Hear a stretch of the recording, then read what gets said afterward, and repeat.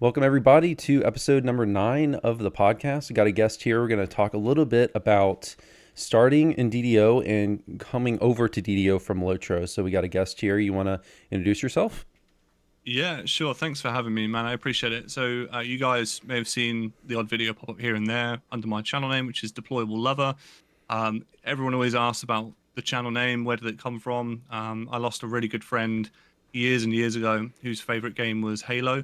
And he always thought it was funny to replace the deployable covers potentially with like an inflatable, like either like a wife or a husband or something, and call it a deployable lover. And I've just kind of like honored that ever since, really, and it's just stuck. So yeah, I make a lot of videos around MMOs, RPGs, more specifically Lord of the Rings Online, and now DDO.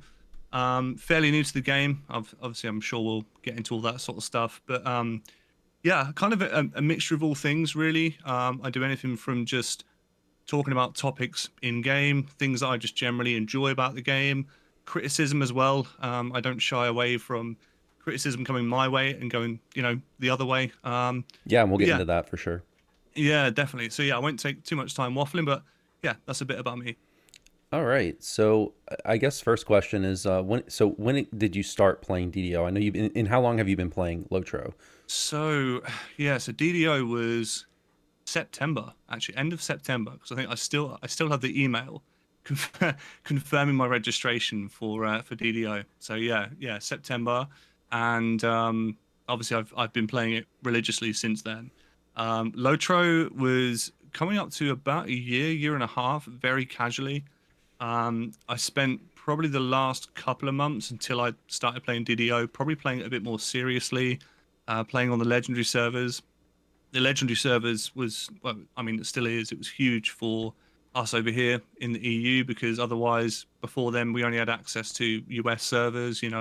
Um, mixing the lag and the latency, that wasn't the best performance.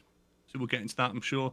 Um, but yeah, it was a real jump forward for me as well. It allowed you to explore content at your own pace. Lord of the Rings Online is a massive game, such as DDO is, and sometimes there's just too much content to present new players with, and it kind of makes you sort of stand back and go like, whoa, like just I don't know where to start. There's so much good stuff here, but I just don't know where to start. So yeah, I kind of got really, really into that. Hit level cap on two characters. Started doing some of the more end game raids in Lotro.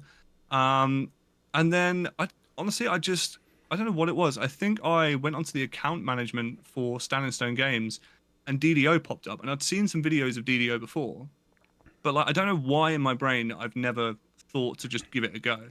But I don't know. One day maybe I was just a little bit burnt out on Lotro for the day. I was like, I'm just gonna download it and see where we go. And well, I haven't left yet Yeah, I at all, mean, really. something similar for me when I started playing. I mean, I started playing like 08, 09, and for me, I had played a little bit of pen and paper D&D with some friends in high school, not a lot, but a little bit, and I just was really fascinated by D&D, and I literally found DDO by just Googling or searching on Yahoo, Dungeons and Dragons. It was one of the things that popped up. I just tried it, and then here I am, what, 15 years later, still Wow, playing it. So, that's and scary. I yeah, I and have not so all many those. friends that have played like D&D. Yeah, Sorry to cut you off. I've had so many friends over the years that have played D&D tabletop, and they rant and rave about it. And because I've never had that experience, I was like, I don't know if because it carries the same franchise name and obviously a lot of the same rule sets, and I don't know enough about it to go into any more detail than that. But I think that may have just put me off of trying it sooner, if that makes sense. yeah, like you felt like you need to know how it works in pen and paper to play the Yeah. game, which fortunately it helps, but it's not. Yeah, as you probably have found out, it helps, but it's not it's not required by any means. Mm. But yeah, I mean, and I didn't. I mean, I've been playing since 08, 09, but it's not been constant since then. I mean, there have been times where I left the game and came back, took a break, came back. There's been years where I played a lot more than other years. So yeah, it's everyone has their own little journey to getting these types of games. But today, I mean, one of the things that keeps me still playing is just the social aspect. That's kind of like a social hub for me and a creative outlet to make YouTube videos and stuff. Not that I Of don't still course, really yeah. enjoy the game, but it's kind of more of a hangout than trying to actually like progress to a certain number of past lives or whatever. But okay, what else do I want to ask you about? I got a whole list here. You ask away. Yeah, and so you've been uploading a few videos lately on Hmm. DDO. I know Yeah. there's two videos I looked at. Your most recent one, which was kind of more critical, which we'll get into, and then your first one, which I saw SSG tweeted that out. Actually, I don't know if you saw that. They tweeted that out.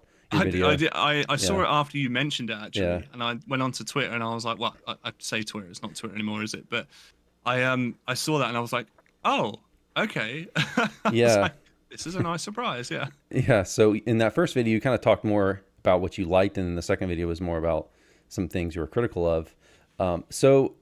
You mentioned the instance based segment of DDO, like how it is instance based. How does that differ from LOTRO? As someone who has not played LOTRO for more than I mentioned to you this before we started recording, but for Hmm. people listening, I played LOTRO for like one weekend 10 years ago, and that's all I've played. So I know basically zero things about it. So is LOTRO much more open? Lotro is it's a weird one because there are instanced areas like dungeons, you've got delvings, you've got everything is in a similar structure to DDO, but just on a more padded out scale, if that makes sense. So, whereas Lotro, for example, you, I mean, you've definitely got more open world segments. The interconnected sections of Middle Earth, they are most of them are fairly seamless. You know, they don't require any loading screens at all. You can pretty much just either walk or, jump on your horse and ride to wherever you want to ride to. When I say padded out, whereas in DDO you go to I don't know, a town or a quest hub, you accept 5 quests. Most of the dungeons are within 5 minutes walking distance or right there. Whereas Lotro, you could be traversing for 10, 15 minutes on a horse, finish that task, come back, you collect another task from the same NPC that sends you the same direction and then back again. Whereas I feel like DDO just takes out the middleman a little bit. To me, DDO is more focused on people that just want to, yes, you want an experience. You want that. Ultimately, you want Dungeons and Dragons. You want that You want well-crafted dungeons? Yeah, story. Yeah, yeah. exactly. And Lotro, it does do that, but it does it at a much, much slower pace. I do personally feel like it's a game for people that have got time to kill. And I know we've all got time to kill, and that's a really, really silly thing to say because we're all playing games. But some people, if you've got a couple of hours on a weekend, if you've got kids, if you've got a really busy work schedule, you just want to get on, jump in with your buddies, play some raids, run some dungeons. You don't want to, have to run from, I don't know, like Bree Town to Mordor just to go and get a quest to come back again. You kind of want to get into it. So Lotro, by its own merit, is a fantastic experience, and it's still an experience that I play to this day, but it definitely caters for a totally different audience to DDO. I personally feel.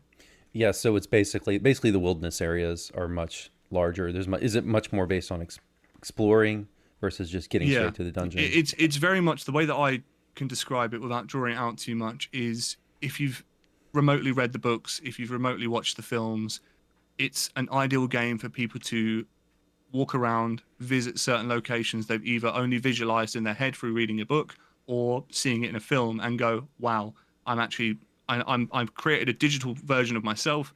I've put it into the game and I'm now visiting this spot. That's the beauty of Lotro is it's expansive, it's immersive. If you want, like player housing, if you want like bird watching, pastimes, all this sort of stuff. If you want to do the more social aspect, side of things. I'm not saying DDO doesn't have that, but from my experience, Lotro really leans into that, and that's definitely the kind of game that it is. I feel. What things about DDO have really hooked you that have gotten you to play it? I Oh don't know if I God, know you're still playing Lotro, but have gotten to play DDO as well. yeah.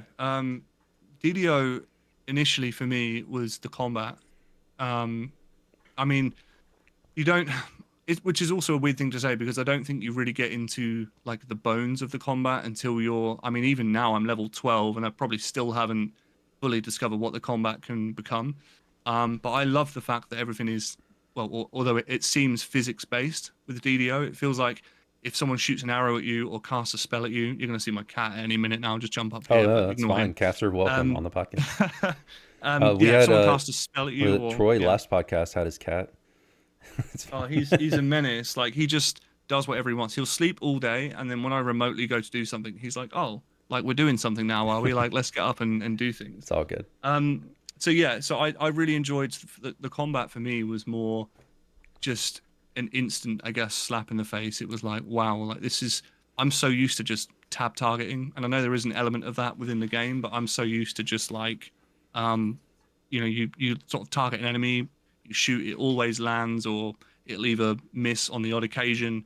There's obviously something happening all the time. Whereas DDO, you really got to think about your movements, and if you jump over sort of low attacks, you sort of directly jump over them, and you can dodge things that are being shot at you. And I really, really enjoyed that right off the bat. Yeah, and they've even been trying to make that stuff more useful. Like in the past Mm, year, they've really they buffed dodge and been trying to give certain benefits to using. I mean not dodge, but I mean tumble.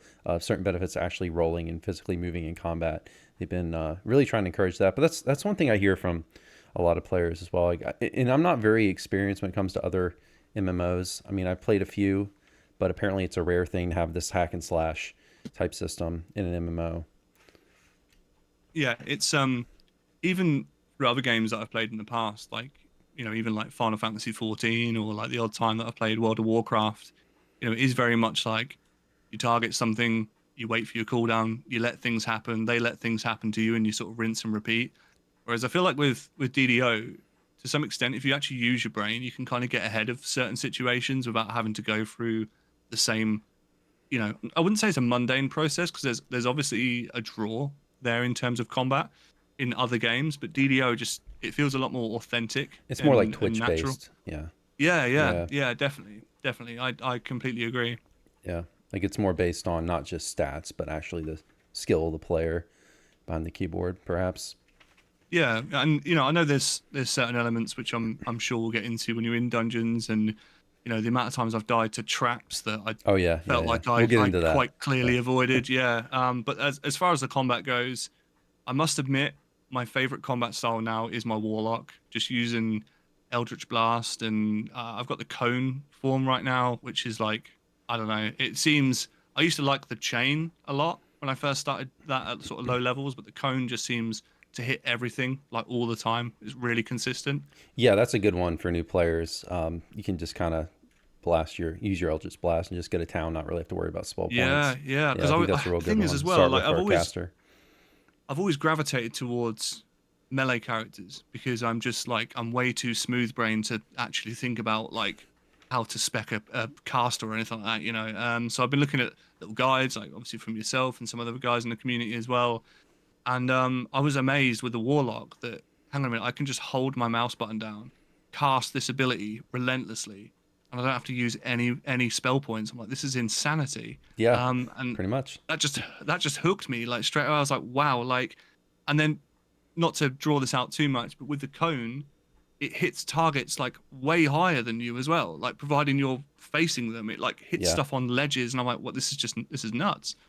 yeah, and you've also got the circle aura, and I don't play a lot of Warlock, but you got like the circle aura. You can just stand there, and it just hurts things around you. Yeah, is that for a more sort of melee focused warlock? I'm going to assume, or I'm not the person to ask really about Warlock. I yeah, mean, I play mostly paladins, clerics, fighters, so I can't really say, but there's definitely good. You can definitely make a melee Warlock for sure. yeah, yeah, There's definitely yeah, builds out there for it. But getting into that, like, so we talked about Warlock. What are your like favorite classes you played? Have you played? I mean, you played a cleric, a Warlock, and I don't yeah, know what yeah. else. I think you said you started one of your videos with Paladin. Yeah, so that was my first character. First character was a paladin, which I made the mistake of picking one of the like Pre-made pre-selected pass. slots.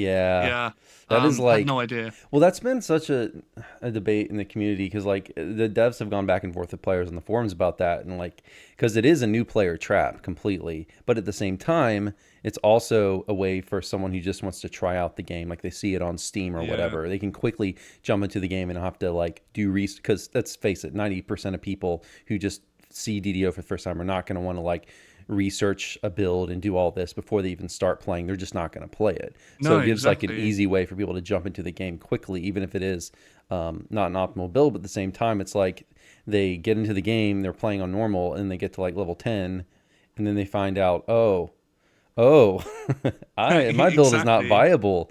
And Yeah, everyone yeah, yeah. if I want to play with any other humans, everyone's playing this game on like Elite R1. I can't really do anything in those difficulties but just die. or do no damage. See, this is the thing for me. Like, so obviously on my paladin, I never got that far. I think I got to like level 5 or 6, and I was like, surely I'll have more control over like what spells and feats that I want to choose. Not realizing the whole time that obviously it's predetermined because I'm already on one set path. Which I totally get why they've done that, because like you said, it takes any thinking out of it. You can just pick it and away you go. But there is it does shoot itself in the foot, because like you said, it really does kind of I guess cut the creativity off a little bit and the viability Yeah. as you get further down the road. And as I've been making these videos and putting them out, so many people have said to me, well, you do realize there's a wiki for this. And I keep saying, what you need to realize is, as a brand new player, I do not want to scroll through 3,000 pages of wiki documents to find out whether my build is viable, what I should pick, what weapon I should choose, which race. Like, you need some sort. I'm not expecting the whole game to be explained to people at all. And I'm happy to learn. Like, I love the intricacies of this game. I love how classes and races are interwoven together. I love all that. But I just think sometimes there's got to be something else that is just a slightly guiding light to say, look, just be mindful. You know, you can choose this, but just be mindful as to what it might do in the future. And I guess that might be because the game hasn't been updated that way. The new character creation probably hasn't been updated for years in terms of this is what the characters now do, if that makes sense. Yeah, and it's difficult with the pre-made pass, especially because there has to be one. And the devs have talked about this. It's like if they were to revise them, they have to change it for every specific race class Sure. combination. And it's just, when you do the math, it's tons and tons and tons of builds they would have to make. And is it worth updating? It's a lot of work. The meta changes all the time. They're constantly doing buffs and nerfs to different feats, so it's like they're going to get outdated.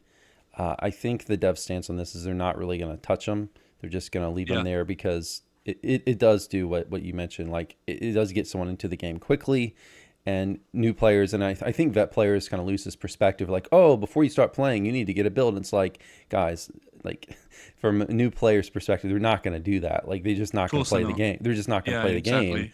exactly. So it's probably leaving them as even though it is a new player trap, is I think is probably the best choice. But Yeah. yeah, And I don't know what they can really do.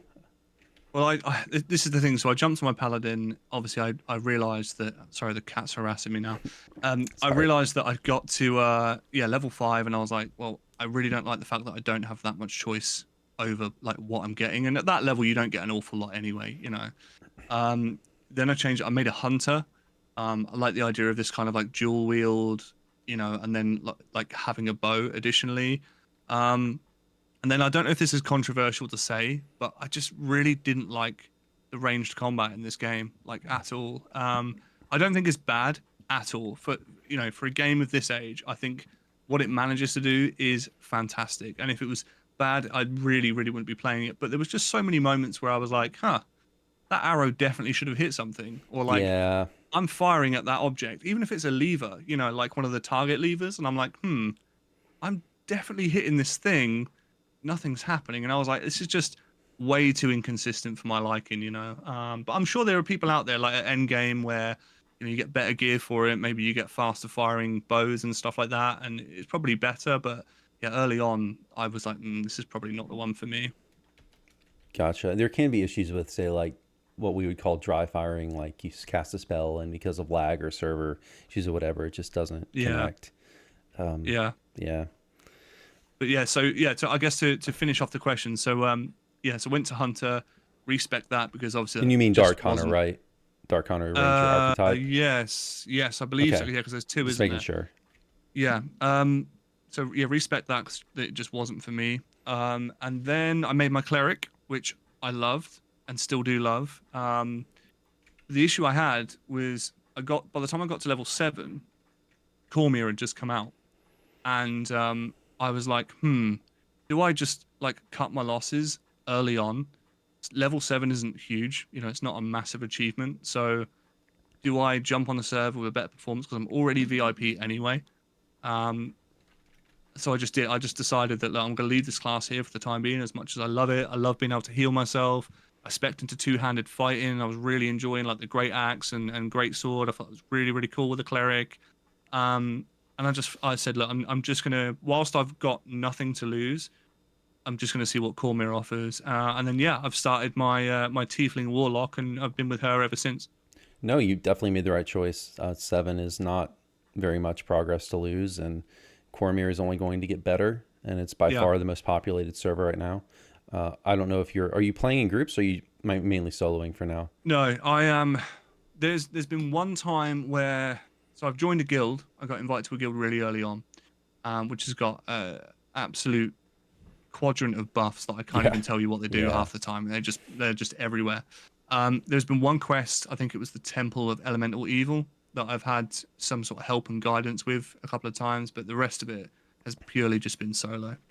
Um, Probably me being selfish in many ways because I like the role playing aspect of this game. I like the story. I like the DM narration. Like, I kind of enjoy taking things at my own pace on the first run through. And I think that's really important to anyone playing this game for the first time because, to me at least, DDO isn't just an MMO. It is really story driven. There's a lot of charm, there's a lot of character to it. Depending on how far you want it to stretch it, you can really picture your character running through these different elements, and you can almost, if you've played D&D tabletop before, which I haven't, but you could definitely picture yourself, moving your little like miniature around and like moving around the table and through the environments. And I would recommend anyone that picks up this game to try it solo first because I could be wrong in saying this, but I'm going to imagine majority of content in the game, if you're half sensible and you know what buttons to press, it probably can be soloed for the most part, or at least with a yeah, hireling, I would yeah. say. Almost everything in the game can be soloed. There's like even raids, almost all of them can be soloed. There's like one or two, except one exception, I think, which is Voltanite 5. But yeah, I mean, almost everything. I mean, some content is going to require you to have some careful management of hirelings and to pull levers and stuff. But yeah, uh, pretty much everything is soloable. But Yeah. So yeah, I mean, I think that experience for me was really important because even playing Lotro, I spent most of my time up until I got to there's a raid at level 50 called Rift, and that requires at least sort of 6 people. You can go up to a maximum of 12, but 6 people is generally the meta to get through it sort of fairly reasonably.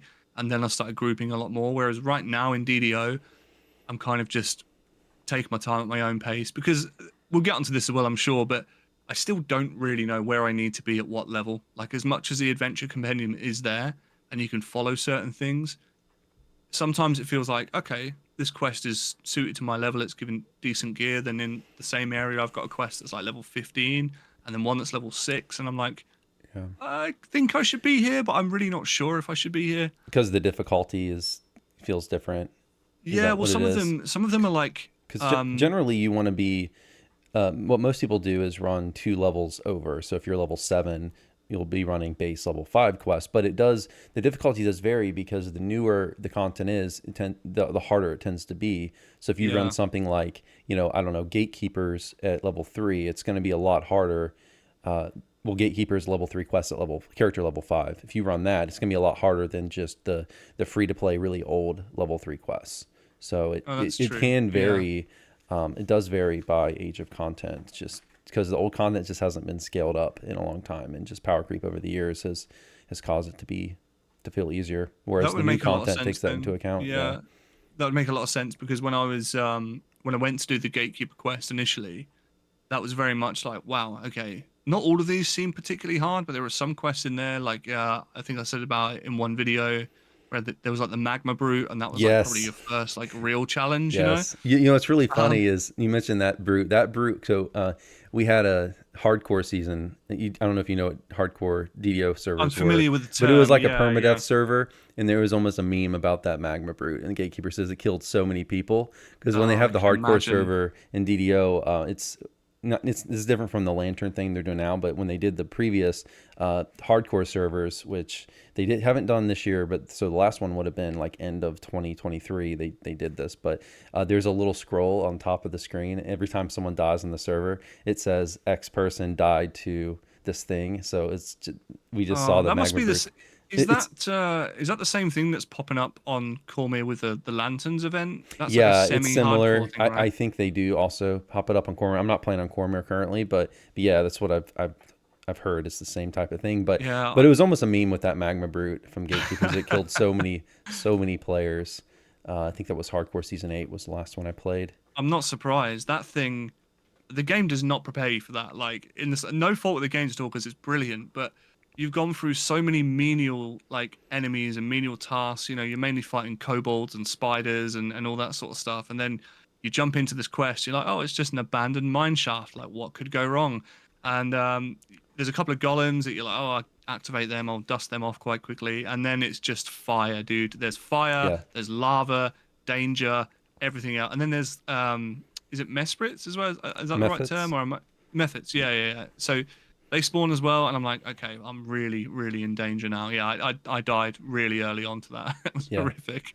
I think getting back to playing solo though, I think you definitely are doing the right thing to play solo at first. Well, I think for someone starting, the best thing you could possibly, best situation you could be in is if you have like 3 or 4 friends who've also never played the game and you get to kind of explore it together. But Yeah. if you don't have that, then definitely solo, because if you get into playing, it's just a different world. Like if you get into playing with the regular population who's maybe been playing for 10 years, they know these quests like the back of their hand.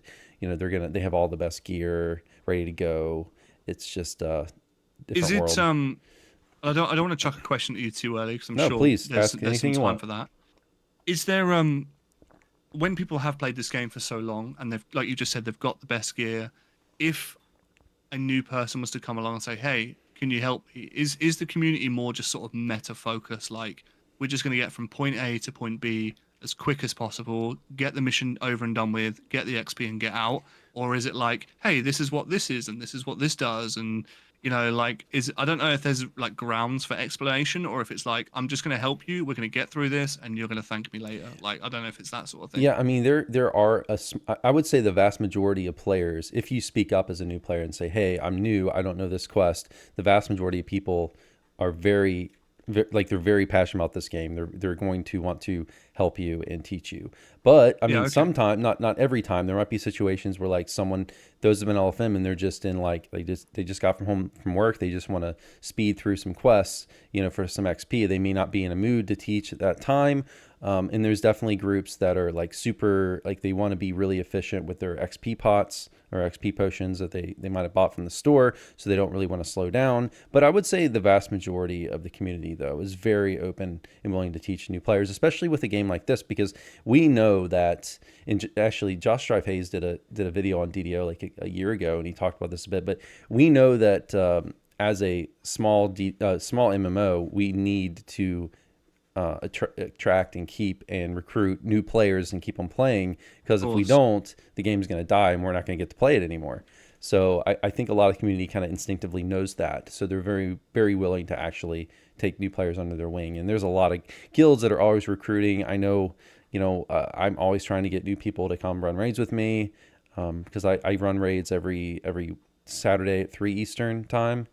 And yeah, no, you're gonna see some I guess you might have some negative experiences, but for the most part, you're gonna see a lot of positives if you actually speak up. Now, sometimes new players won't really speak up because they're. And I'm not saying you are, but some players won't speak up. You do have to speak up as a new player, because if you don't speak up and say, "Hey, you're new. Hey, I don't know this quest," everyone's going to assume that you aren't new and that you do know the Yeah. quest, because this game is the vast majority of the population is veterans, especially when you get past the lower levels. Yeah. Yeah. I can see that. I mean, I found that my experience being new for the most part, everyone that I've passed, everyone that spoke to me in like guild chat or the times where I did run a raid with like one or two people, everyone was really nice. No one sort of took anything for granted, and no one just assumed sort of anything. Maybe that was just a rarity. I'm sure if I needed anything, I could just put in the world chat. I mean, that's the beauty of Cormier right now is there's just people everywhere. There's people you can sort of reach out to, chat to. It's a bit of a mixed bag because you've also got a lot of people that have a lot of experience in this game who are just like quite clearly just running to the end. Like literally just trying to progress their characters, their guilds, as fast as they can. And I can't blame people for doing that because at the end of the day, this game's been out for a long time. You know, they shouldn't cater their experience around other people that are, you know, have only been here for 10 minutes, which I do understand. But the time that I've spent and had within the game, I've thoroughly enjoyed. I genuinely have not come across any negativity, or if I have, I haven't seen anything. And I was quite keen to subscribe to VIP early on, not because I really see the benefit in it. The XP bonus is nice, the odd loyalty bonus is nice, but it was more the fact that if I'm going to play a game for like 5 to 6 hours a day, which I am right now, give or take, like I don't expect that for free. Like there are probably quite a few people I can imagine that probably play this game free to play it, and there is nothing wrong with that. I'm sure you can grind up your DDO points, but if I want to enjoy this game for a very long time moving forwards, then there has to be some sort of contribution. You know, like I looked at some of the store prices and I was like, okay, some of the coffers, some of the buffs and stuff, character slots, whatever, are probably quite expensive. But do you know what? Like, it kind of has to be because if they don't get paid, the game goes away. You know, it's just how it is. LOTRO was no different. Yeah, you totally don't have to buy VIP as a new player, but if you want to, I think it's very much worth it. It does expand the content a lot. There's plenty of content to do, say until level 12, 13ish, but it does fade away after that. The free to play content, it becomes more and more sparse. So and there's a lot, like a lot of the new content is just, I think, just better than a lot of the old content. Graphically, it looks better. I think it plays better. So you are missing out on quite a bit of stuff. I mean, basically, if you're free to play, you are playing a game from like what 10-year-old game, because you're not really going to play in the new any of the new content. Now they do Yeah. have the there is the were you able to get the free to play coupon or the coupon code that they release every once in a while? Are you familiar with that? No, so I've heard about them only in like previous videos. I've not stumbled across the only coupons that I put in recently. I think there was one recently for a haste potion or like 5 haste Okay. potions or something like that. Yeah, But so I've not. that Yeah. that would be they do a store coupon every week, but every once in a while, like maybe once a year, once every other year, they might bring it back for the holidays this year. They release this free coupon code where if you just use that code, you permanently get every single adventure pack in the game, Wow. except for expansions. So they've done that promotion some. So if that does happen next few months, definitely grab it, and then Yeah. you Yeah. For can sure. reevaluate if you want to remain VIP. But they've been doing more things to try to incentivize people to stay VIP because they know that that takes away the value of VIP. So that's why they're Of doing things course. like the VIP loyalty program they started this year, where like every month, if you're a VIP, you get to go to the Hall of Heroes and get a little reward. I know Cormier currently is VIP only. They do like there's a bunch of boosts and things they do for VIPs, like weekend boosts and other things, and you still get all these other benefits that aren't just content, like the free DDO points every month and the XP bonus and all that stuff. But yeah, it's been a debate over the past few years, because that was a thing they released for the first time during COVID, when COVID first hit. They released that back in, this would have been 2020, and they've been doing it every once in a while. But it's a thing where when it does happen, you definitely want to grab that, because then you have the, if you have the option, or you financially something changes for you and you have to drop VIP, then you still at least have the content. But no, I think that's awesome that you decided to support the game, and I think a lot of players are in the same boat where they don't necessarily, like I'm in the same boat. Like I'm VIP right now, but I don't really need it. I just kind of am for kicks, I guess, to support the game, get some free points in the XP bonus, but that's about it. I don't really care Yeah. Yeah. particularly about the rest I of the must I must stuff. admit I guess over the last couple of days it's probably been a bit more worth it because of the daily dice rolls, the gold Oh rolls yeah, that yeah. are active. Dude, like I pulled the first one and I hit 100 straight away, and I got a mount and I was like, Did you get oh the okay. nightmare I got the nightmare mount? midnight steed or whatever it was. Okay, I've been trying to get that mount forever. Like I got it on a server I don't play, because you can actually hop over and do those rolls on each. They're per server, so you can do them on other servers if you have Oh, are characters on other they? servers. Yeah, Ah, yeah. yeah. It's like an all black horse. And I was like, oh, cool. Like I've got a mount. And then like when you start watching videos and that online, and you see people talking about the dice rolls, and you're like, oh, actually, this is probably quite a rare occurrence, really. Yeah. Oh, it And it was like the is. first Yeah, one that I pulled. I was like, wow, that okay, was thank very you. lucky. Yeah, very Yeah, lucky. yeah. The Nice. rest of them have been terrible though since. I must Yeah. admit, the rest of them have been awful. But no, I really enjoy that aspect. And actually, to be fair, not not to make this sound predatory, but it has done its job because there's been odd occasions where I've had like, I don't know, like a few DDO points set aside from like the 500 that I've got from VIP.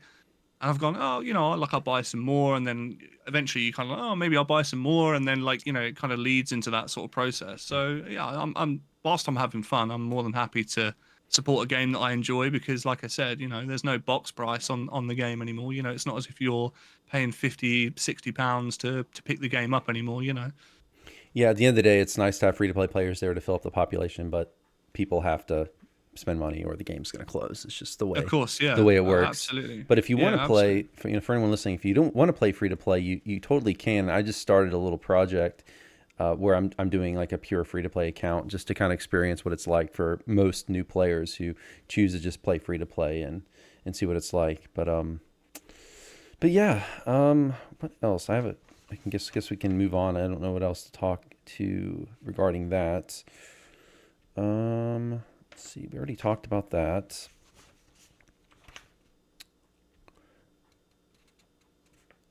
So I guess we can get into now, like what are some of the more critical things you've been experiencing? Like what are the complaints you have?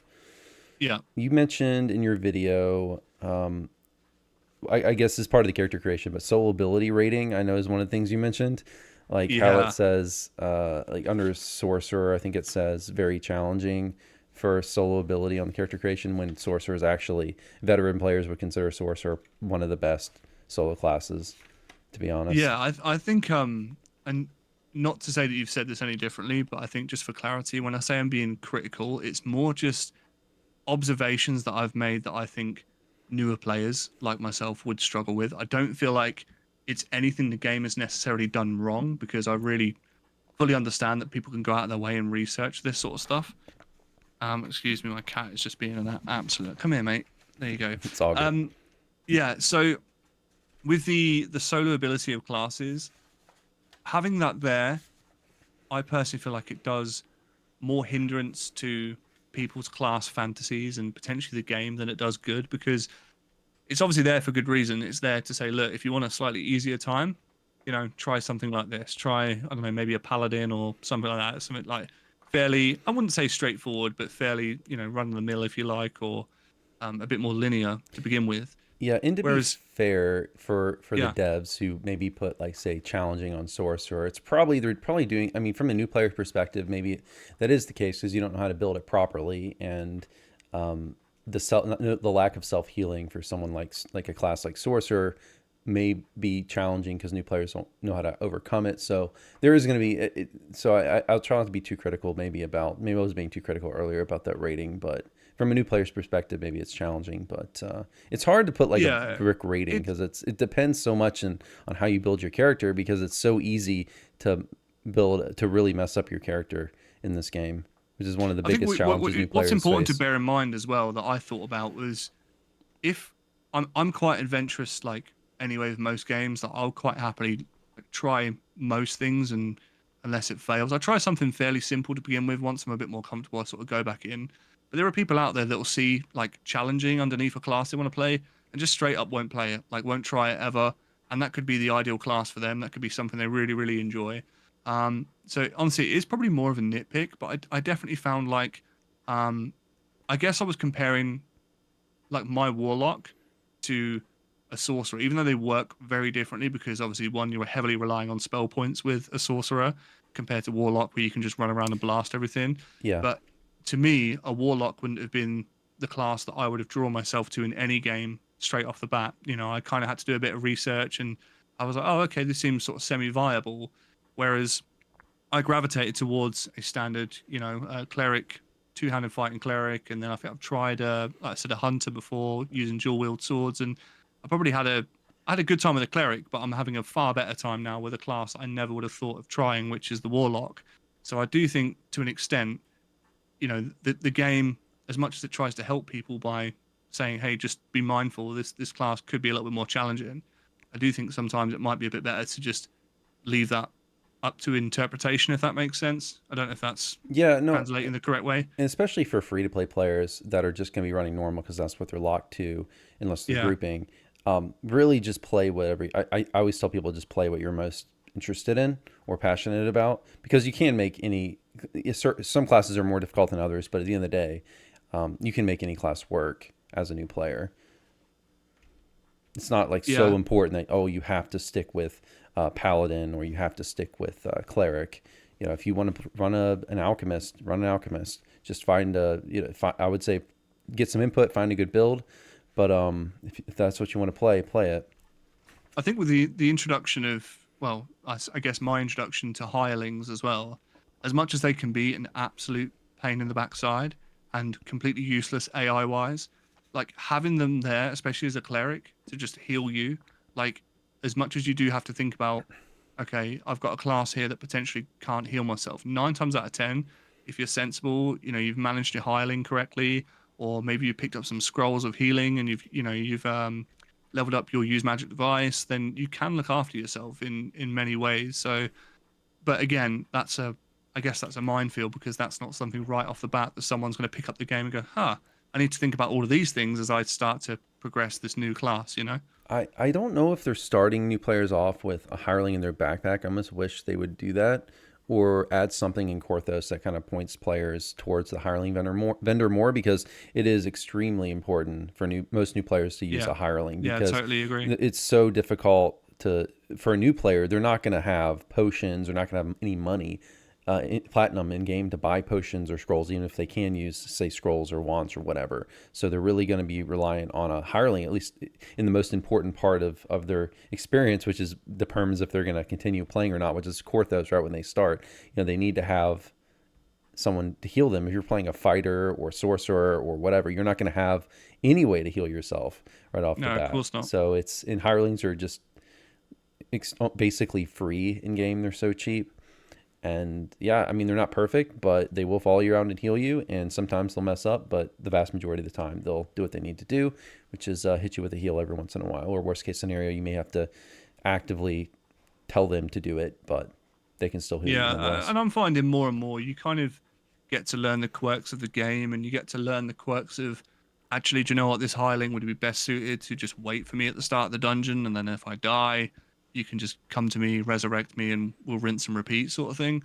Um, I do find sometimes where I've actively brought a hireling with me and they're just following me, I'm like, it would be ideal if you didn't walk through that trap again, but it looks like you're going to do that. And I'm constantly clicking Yeah. the follow button to be like, teleport to me, just please come to me.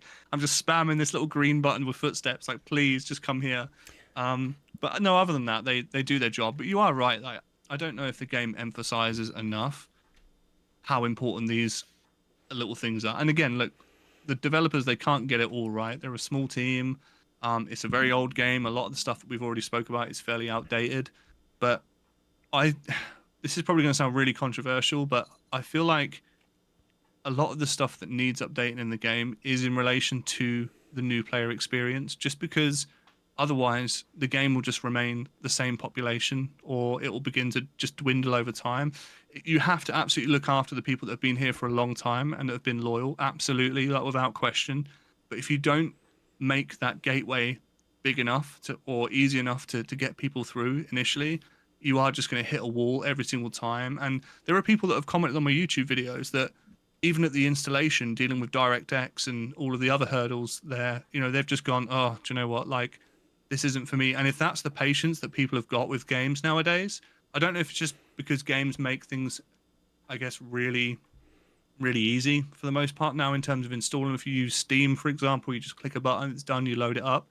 Whereas if you're installing separate launchers and dealing with older games and older graphics and older engines, that's a lot of hurdles to cover before you've even started the game, you know? Yeah, it's so important. I would love to see them do an update where they just create a brand new starter area, or at least revamp Korthos, because I don't know, this is just guessing, but I would imagine at least 50%, if not 75% of players never actually leave Korthos. No. I would imagine, if not more, Well, it could be if you look at 80%. any It's video, so important, that first experience. Like, it yeah, should be a perfect new player. Like, it should be really thought out, really well thought. I'm not saying it's not. It's just it's old. yeah, The grotto yeah, is yeah, old. Like, there's so many things and also things in Korthos. Like, it really points out things that the game doesn't particularly care about Like in Haten's Arrest, it really makes a point, like, oh, you need to have bludgeoning weapons for skeletons and slashing weapons for zombies, but the game isn't really built like that's not a big factor in the game, especially when you get later on to the game where you have things like the sentient weapon system that really incentivize you to focus on one weapon. And they could do a better job of maybe teaching players the things they need to know, like, okay, this is how you use the, like you mentioned, the adventure compendium, like this is how you get to quests, like you Yeah. open your adventure compendium with the p, the p key, and this is how you can sort your quests to get to the quest you need to go. This is how the map works. This is what a bank is. This is what a tavern is. And they do some of that, but certainly they could update it there in Korthos and make it better. There's a lot of room for improvement. And Oh yeah, that would be a definitely. great use of their time, I think, in an update, just like a Korthos revamp, or a just keep Korthos as it is maybe, and just create a brand new starter area. That would be cool too. There are so many videos online for people that aren't like long-term stick around DDO players, people that have, the usual culprits of should you play said game in said year and so on and so forth. And I know there's nothing wrong with that because it's still awareness of the game, but majority of these people, like you just said, they never even leave Korthos for the most part. They get in, maybe they play to level 2, 3, run a couple of dungeons, click a couple of buttons, and as much as it spreads awareness to the game, if people keep seeing the same gameplay cycle and same loop and same area over and over again, you're not doing anything to sell the experience. Because I'd argue that, truthfully, even some of the harbor quests are quite menial. They're not the most interesting. They're smash boxes. One of them sneak around, which I avoid wholeheartedly because I just stomp around everywhere. Um, so I don't feel like the game really gets going. This isn't in a bad way at all, but I don't feel like the game really gets going until like at least level 5 or 6 in terms of like what you can actually do. But even silly little things like you mentioned pressing P, like someone said to me in game, they were like, "Oh, what's your reputation with the coin lords so we can get you another bag slot?" And I'm like, "Whoa, like, Yeah. what the fuck do you mean? Like, what do you mean reputation?" They're like, "Press P, click on patrons," and I'm like, "This probably has come up somewhere. It's probably Yeah. popped up, but." Dude, I was like in the gray fully. I was like, I have no idea what this is. One that I remember being really tricked up on as a new player all the way back in the late 2000s, and one I still hear all the time is hotbars. Players have the game does not tell you how to use your hotbars, like how to create more. Can't tell you how many players didn't realize that you can move hotbars or create Yeah, additional yeah. hotbars. Or lock them. That's a huge, or lock them. Yeah, the game Yeah. just doesn't teach you so many essential things that you need to know. And the other thing is just, you mentioned the harbor quests maybe aren't the most interesting. It's a lot of kobolds. It's some menial stuff like breaking boxes, defending boxes, like in Baldry Cardamon's Chain. One thing I would love to see them do with a new Korthos experience, or a new starter area, is like the graphically, like it just looks, it's just, they go in and the first thing new players see is like this old content that doesn't look good. Like you go in the wilderness, like compare like the wilderness in Korthos compared to the wilderness in like the Feywild or something. It's just like it's night and day. Or Myth Draenor that just came out. It's like night and day how good it looks. So they're Yeah, seeing I mean this old even content first. So if we have a new starter area, like create like a new starter area, small wilderness that just graphically looks really good and brings it kind of up to more. I know DDO is never going to look like new games, but at least bring it up to a point where it looks more modern. oh yeah. I mean like I've even got to a point now where I think I ran, and correct me if I'm wrong here, but I think it's the Red Fens, which is like an open area. Yeah, it's And in House it's like a Thunderak. swampland. Yeah. Yes. And even that, like it's a similar layout of like shrubs and stuff, but there are so many cool towers and bridges made of mushrooms. You've got temples you can explore. You've got like swampland where swamp beasts and that will like spawn in. And you're like, this is like the same, but like very different. You can definitely see that from like, where's the first area you go into? Is it like the Cerulean Fields when you get to the Cerulean harbor? Hills. Yeah. Yeah, yeah, Yeah. that's Really, both of those are Red Fens and Cerulean Hills are both very old yeah, content. and you notice that there's a lot of similarities in there as well. But I think if I'm thinking outside the box slightly, and I don't have all the answers here at all, but I think in a way you kind of the only way that I could fix or like I guess implement a new starting area that might draw people in a bit more is potentially like start the character playing, I don't know, like not an end game, not an end game raid, but like like the typical story arc where you're super powerful. You've got all your abilities. You then fight a boss. You get stripped of your abilities, and then you start from fresh. Like to kind of give you a bit of an insight as to this is like what the end game stuff is like. A bit of a teaser as to like, oh, if you carry on playing, this is what you could get to. This is what your class could look like. It's a lot of work. Don't get me wrong, but if, like you just said, if your first interaction is you spawn in on a beach as you do with like every other MMO these days. You walk through a cave. I had an audio bug actually when I first started, and some of the NPCs I was with, like I had to be looking at them to hear them because if I like turned away, like the audio cut out. It was so odd. Huh. Um, That's weird. and I was like, yeah, and I was like, oh, maybe it was just There me. is a distance where it does lower if you get too far away Oh, does from it? It them. might be. Yeah, Yeah, it just seemed to be like you do have to like be a kind of real. close. Yeah. Yeah, it was a real drastic sort of drop, but because I obviously I liked the aesthetic of the game anyway. Like I could kind of overlook things, and I'd always been able to appreciate LOTRO because LOTRO was obviously a bit older, so the graphical style really didn't bother me. But like you said, if you've got people that are coming out into these I guess less than desirable areas or some older content that doesn't look as good, their immediate perception is going to be, well, this is probably how the rest of the game's going to look for the rest of the time. And like you said, DDO is not going to be perfect in terms of its graphical integrity. It's not going to be amazing. It's not going to be like a new world or anything like that. But it does clearly have so much more to offer, way beyond Korthos, the Harbor, Cerulean Hills, that sort of thing.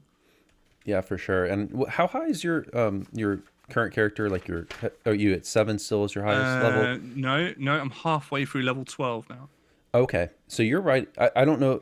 Have you bought any of the expansions or anything yet? Probably No, not. no. See, I Because you're right at the level where if like you want to look at a great wilderness area, go to Ravenloft.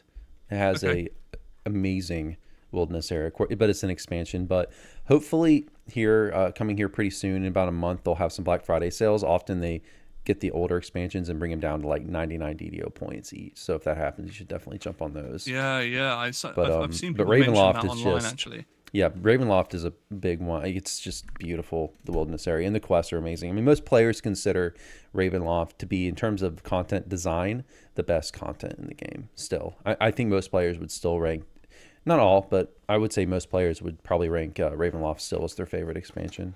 Was that one of the earlier expansions in the game? No, it was the, let's see, Ravenloft would have been, because the first one was Menace of the Underdark, and then Shadowfell.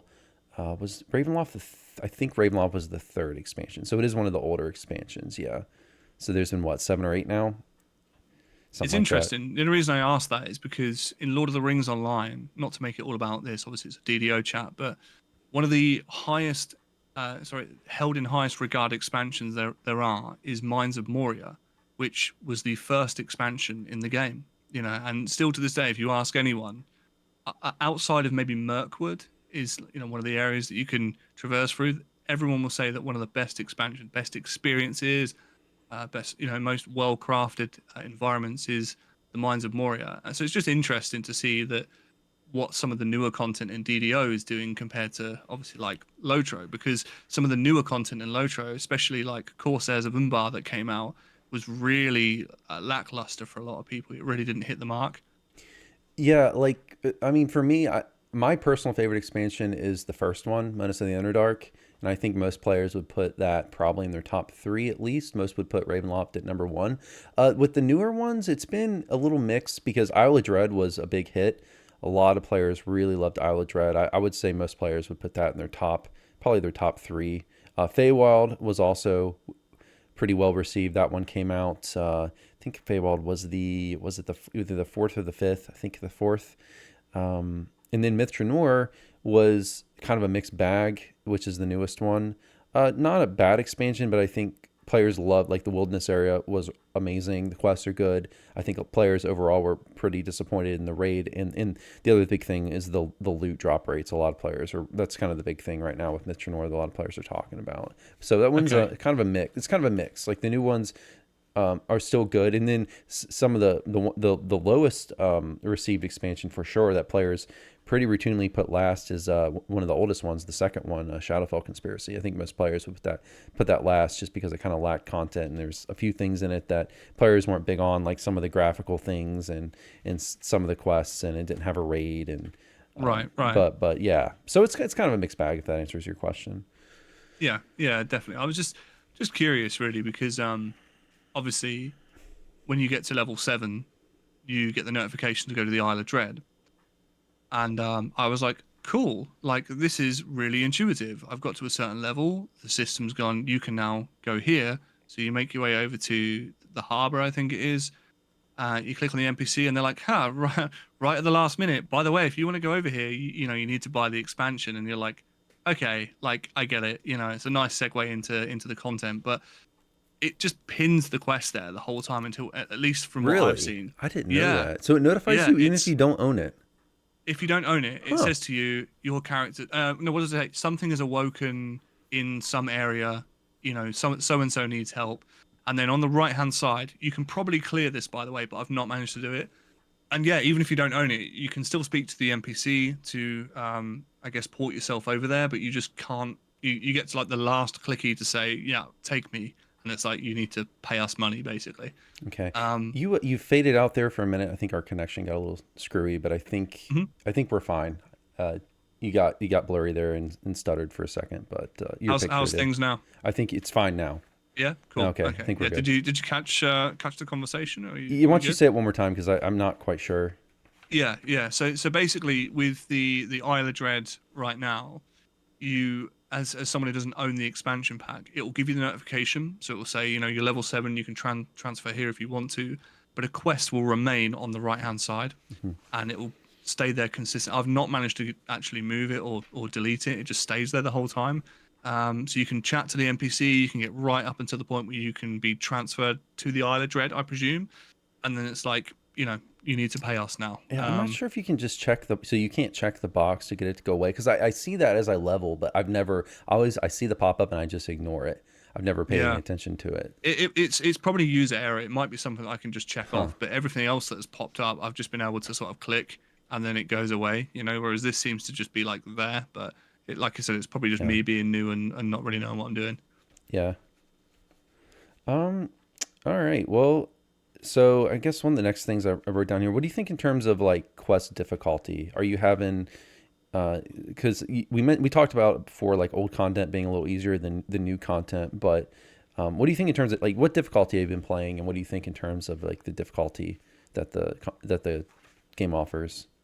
So I've played the highest I've ever played is Reaper 1, and that was on the Deneth chain, the sewer chain. Mm-hmm. I was level 7, I think I want to say 7 or 8, and I went back to run it just to kind of see how high I could go. It wasn't for like bragging rights. It was just I just want to see what happens. And dude, I got destroyed, like Yeah. absolutely destroyed. Like Yeah. everything's fine for a while, and then you get the Reapers that spawn, and then things just generally just shit hits the fan. Yeah, it went really bad. But no, normally I play absolute hardest elite, but it's normally between hard. Normally, hard and elite is what I traverse to. I do find though that it's not the enemy damage that you need to worry about. It's the goddamn trap damage, dude. The Yeah. trap Yeah. damage scales so hard when you even that slight change from hard to elite. Yes, it's huge. Oh my god! Like I could walk through a trap, and so on my warlock I've got 200 hit points right now, which is not a lot, but for level 12 it's okay. On hard, depending on what obviously the resistances are against what trap it is, but if it's a sonic trap, maybe it does 20 damage on hard. Dude, on elite that will do like 70 to 80 damage. Hmm. It's like, catastrophically bad, and most of them hit twice from what I've seen. Um, Oh God, yeah, and that's what I die to most of the time. If I'm being brutally honest, Yeah, like the it's scaling in just DDO is traps. not very it's not very smooth. Like you go to normal to hard, it's barely different. It's a Hmm. slightly different. But you go from Yeah, hard to elite, it's a big jump, especially going from hard to R1. It's a huge jump. If you don't have any Reaper points. Now, some players, when you get to a certain point where you get enough, because you get Reaper, and there's special, I don't know if you know about this, but there's special experience points that you get only in Reaper mode called Reaper XP, and sure. those go into a separate enhancement tree. And as you get more Reaper XP, you get more Reaper points to spend in the Reaper enhancements. And once you get to a certain point, a lot of players would say that R1 becomes easier than Elite. But especially if you start out, it's right when you start out, you don't have any Reaper points. Yeah, it's going to be a little rough. The other thing about Reaper is it doesn't scale with party. So if you're soloing, it's the same dungeon as if you're playing with a full group. Whereas if you're playing Wow. in Okay. elite, it scales Yeah. down. The dungeon becomes easier relative to the number of players in the party. Well, that's interesting. I Yeah, didn't know so that. I didn't know that. yeah, Yeah. so Yeah, I that's the do. I other do big find thing. that. Yeah. So that jump from hard to elite is massive in terms of outgoing damage to traps. I couldn't quite work out the XP difference from hard to elite. That's what I've been trying to work out. Is it actually worthwhile as a solo player Yeah, to even bother with elite? I don't really know. so it is. I mean, if you really, you should try to run elite if you can, just because with hard, the other thing, I mean, XP aside, you only get 2/3 of the favor if you're doing it on hard. Where if you do elite, you get all of the favor. So that's a big reason to do elite. But there is additional XP. So basically, there's the delving bonus, which gives you, I believe it is 50% if you do it on elite, 25% if you do it on hard. So you do get an extra Okay. 25% or so XP. I suppose with your with your 10% that you get from VIP, it soon adds up, doesn't it? I must admit the one thing that I made the mistake of using it was a really small XP pot. I think it was like a 30% or a 10% when I was like level 5, I think, on my tiefling.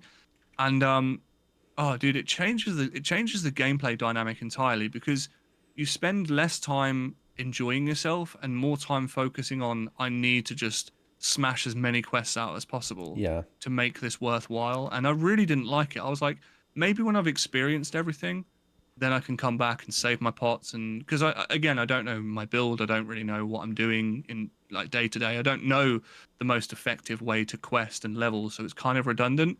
But it really just sets something off in your brain. You're like constantly got this like timer ticking down, I'm to the say like exact you same need to be. way. I hate Yeah, using XP pots for that reason.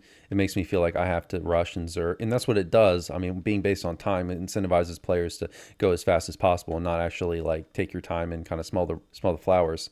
So yeah. I'm the exact same way, and I've talked about this a lot in the past. I would love to see them introduce some kind of XP pot equivalent that instead of based on time, it would be based on number of quests completed. I don't know how they would do that. How would you factor in wilderness areas and people claiming things like Saga XP, not in quests? But if they could work out something that's not based on time, that would be like, for me, that would be a huge improvement because I hate using XP pots for that exact reason. And then it also is like if you're there's players who can do like a whole life on like one or two XP pots, and if you can Zerg, you get just way more for your money. So it's Yeah, no, I just opt to just not use them and just I don't blame enjoy you. it. I really don't blame you. And I did think, I kicked myself afterwards because I was like, hmm. Now I'm constantly thinking to myself, this dungeon that I'm in, where I'd normally be enjoying solving the puzzles or avoiding the traps or trying to find some like secret walls that I constantly search and can't find. I no longer want to do that now. I just want to get from like A to B as fast as I can. Like there was what dungeon was I? I think I want to say it was Temple again, Temple of Elemental Evil. I did one of the portals. I want to say it was. Is there a fire portal? I think there's a There fire and a is water. there's a Yeah, fire, yeah, different elements, yeah. yeah. And one of them, I had an XP pot that was like slowly ticking. I think it was like the last dregs of it. I think it was the water one because you have to swim underneath all the caverns to get to the different. Yes, Yeah, and I was like, dude, like I swim like a fish with no fins at this point. Like, please just let me get to where I need to be because I need to cash this XP in like as soon as I really was not enjoying it. I was like, this is not the game's fault. This is my fault for doing this. But it really took that experience away. And of course, then when you play something for the second time and you've already experienced it, that magic's kind of gone. It's it's still enjoyable, but it's like you only get a first impression once, right? right. Yeah, that's But when yeah, they actually with Temple, they just what, a year or two ago they redid that. It actually used to be the biggest quest in the game. It was like two giant quests, and then they cut it up into little sections and kind of redid it. But it's yeah, probably my favorite. I've said this before in a yeah, no, video. it's I should So run it far, more. I should run it more. I it's think good it's a cool. fun. Like there are so many. I can imagine like the second time that I ran it, I did because there's a first and a lower floor that you can do first, I think. Um, I did that again solo when I was like level 9 or 10, which was quite good fun. It was on a fairly easy difficulty. But there are so many areas and rooms that you can go through because you've got obviously got to go to the air temple, then the fire, then the water. Or, get all these keys, and then you traverse down. I really just like the aesthetic of that quest. Um, but yeah, I was like, the first time I did that, I was like, dude, like I have no idea where I'm going. Like I do not want to be lost here if I'm using an XP potion or whatever else. But Mhm. yeah, without getting off track yet, in terms of difficulty, yeah, it is normally hard to elite that I tend to run, but it does vary. Like there are some quests that I find I could just be me just being a terrible player, but I find even normal, like some levels, even though there are a couple of levels underneath you, just have like I guess certain enemies that have got better resistances to what you're bringing to the table, or I don't know, maybe there's something I'm missing. Some of the traps you're just falling into more, but it definitely seems that some levels are just inherently, of course, tougher than others. Yes, Um, that's but I true. don't know. I don't know if it says that. It says how long the difficulty is, and obviously you can select your difficulty. But I don't know if there is like an inherent background difficulty anyway. I don't know. Well, there's certain quests that are called extreme challenge dungeons that basically tell you that this is harder than the normal dungeon. But then there's Yeah. certain ones like a big, probably the biggest one new players immediately run into is stealthy repossession in the harbor. That one is like way harder than other quests in the harbor. Just because you can't. It's based around stealth and you can't kill certain enemies, so it gets really Yeah, that's the one difficult. with the is that with the prophets, the kobold Yes, prophets, or yes, that? Yeah. Yeah, I yeah. hate that quest. Like I've tried that so many times and I just can't seem to just I tried just kiting everything and not killing the prophets, but by the time I get to the point where I need to pull the levers, there are just so many enemies that are interrupting me and I just die. So I'm like, Yeah. okay, this is just not for me, clearly. And there's another one in the market which is much harder. I can't remember the name. I think maybe it's Proof in the Poison. I think it's a level 3 or 4 quest.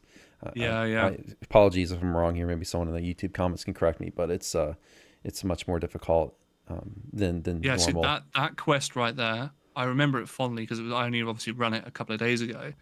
But you first enter in and you've got like a bridge dead ahead of you, and then you've got like a little underneath section where you've got a lever that you need to pull to unlock the gate.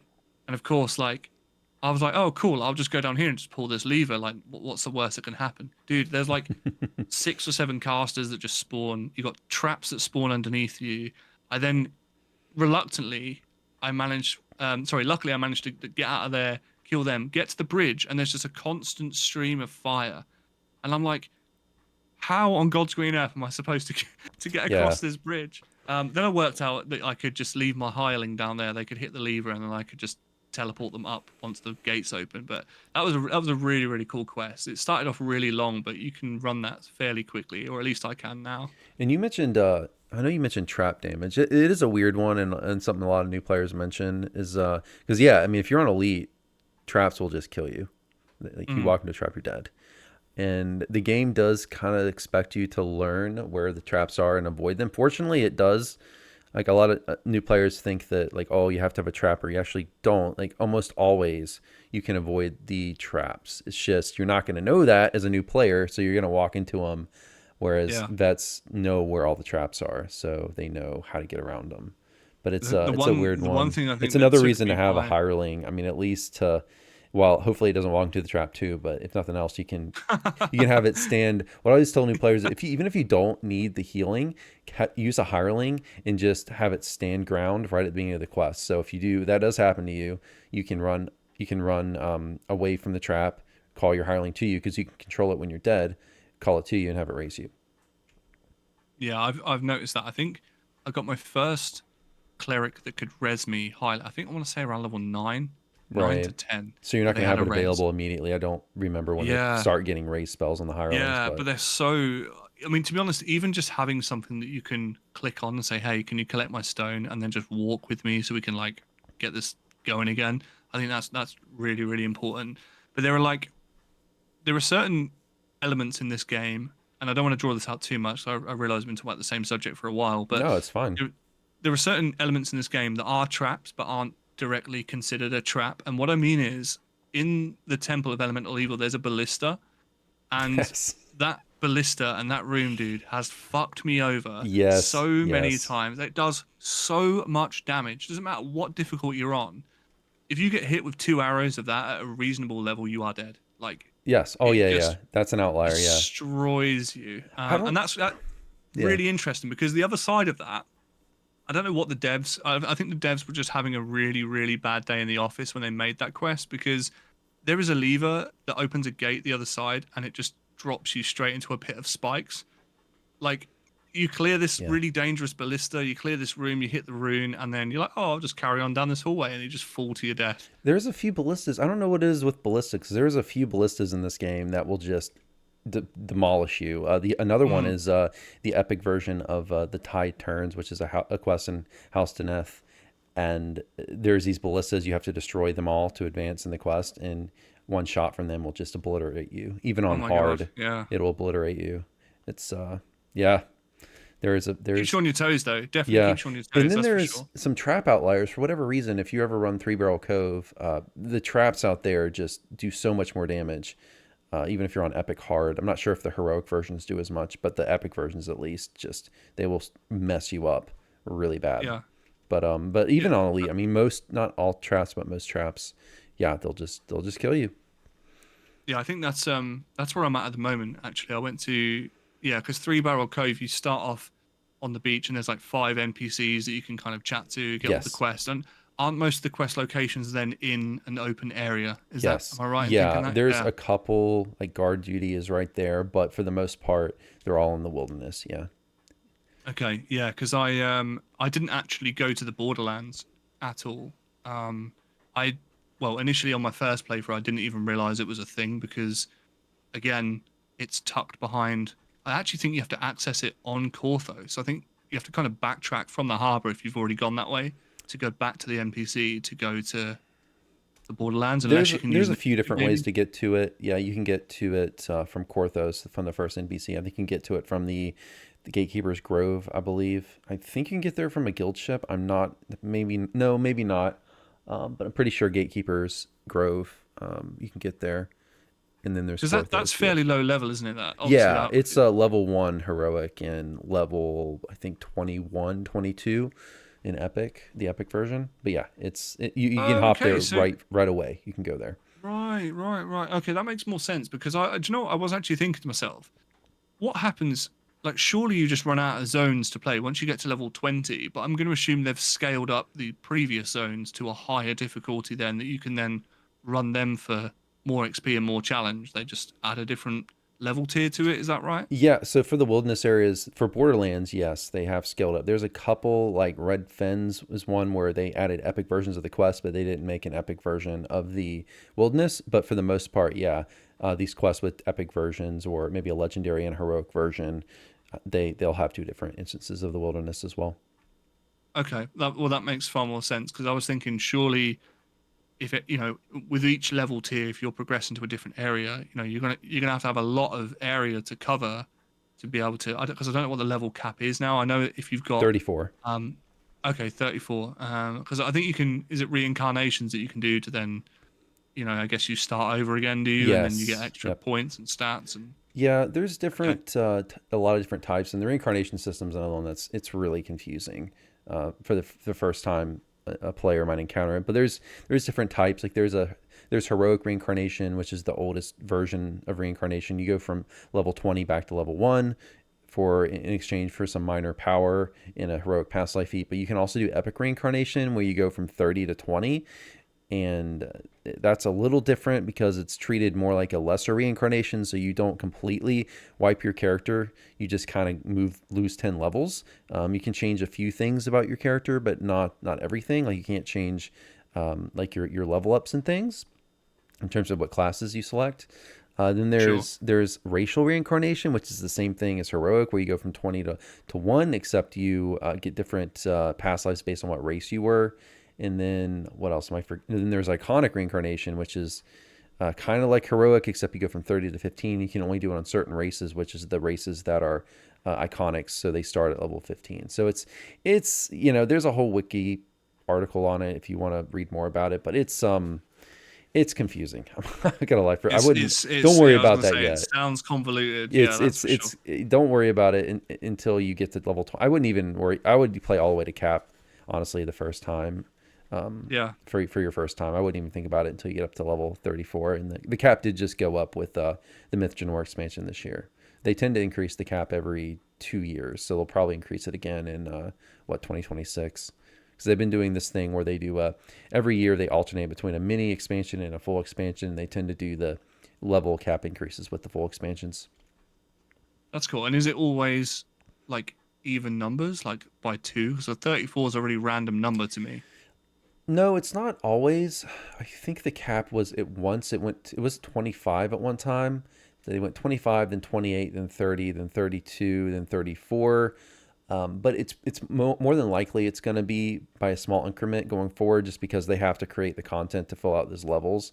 They can't like Sure. immediately increase it to say like 39 or something, No, of because course. they're not going Yeah, to have yeah. content available enough. They have to slowly over the years build up the content before they can raise the level cap. Yeah, that makes sense. Yeah, I think my plan was, to be fair, I've always been a massive fan of progression. I don't know if it's just a dopamine hit or just that, I guess, recognition that you're, on the right path. But my plan was to just play until, I get to like a level cap and then see where I go from there, because the thought of getting to 20 and getting that far anyway in my head and then like stripping everything back to level one again, I don't think I'd understand the incremental gains enough to warrant that change, if that makes Oh sense. yeah, I don't think it for a new player. I don't think it's you get some minor power, but it's more of a long term thing. Yeah, You don't need to do it. Like you can run, like you don't have to do past lives at all if you don't want to. sure. I have a tank build that I play, and he's perfectly capable of tanking quests on R10. It's it's an optional part of the game, which if you want to, if you want to really have a strong character, and there's certain content, like if you want to play like really high difficulty raids, yeah, you probably need to dip a bunch of time into doing reincarnations and things. But it's for most players, it's pretty optional, because you can always create a viable character that can handle whatever content most of the population is running, which is basically Sure. most people run R1 when they're leveling, and then when you get to end game, most players are running anywhere from R1 to, I would say, R6 at end game. So yeah, it's optional. You don't have to do it. I would Okay. just at least Yeah, get the yeah. cap first, and you can experience all the content the game has to offer if you want to, and then you can run some raids if you want to. You can explore and play with endgame a little bit. Yeah. Let's see. So you talked about the adventure compendium, and you talked about like some problems you had getting to quests, and I think that's a common one that new players have.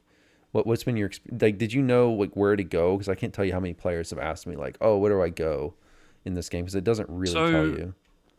I I guess I kind of explored a bit weirdly, because the way that I tend to work is I'll just go somewhere, and if it says I'm the wrong level, then I'll just backtrack and just go somewhere else, right? Rather than just trying to directly find out from someone else or find out online where I'm supposed to be going. I quite like the exploration of, yeah, you really shouldn't be here, but it's cool that you're checking it out and everything, but the quests you want are in a different location.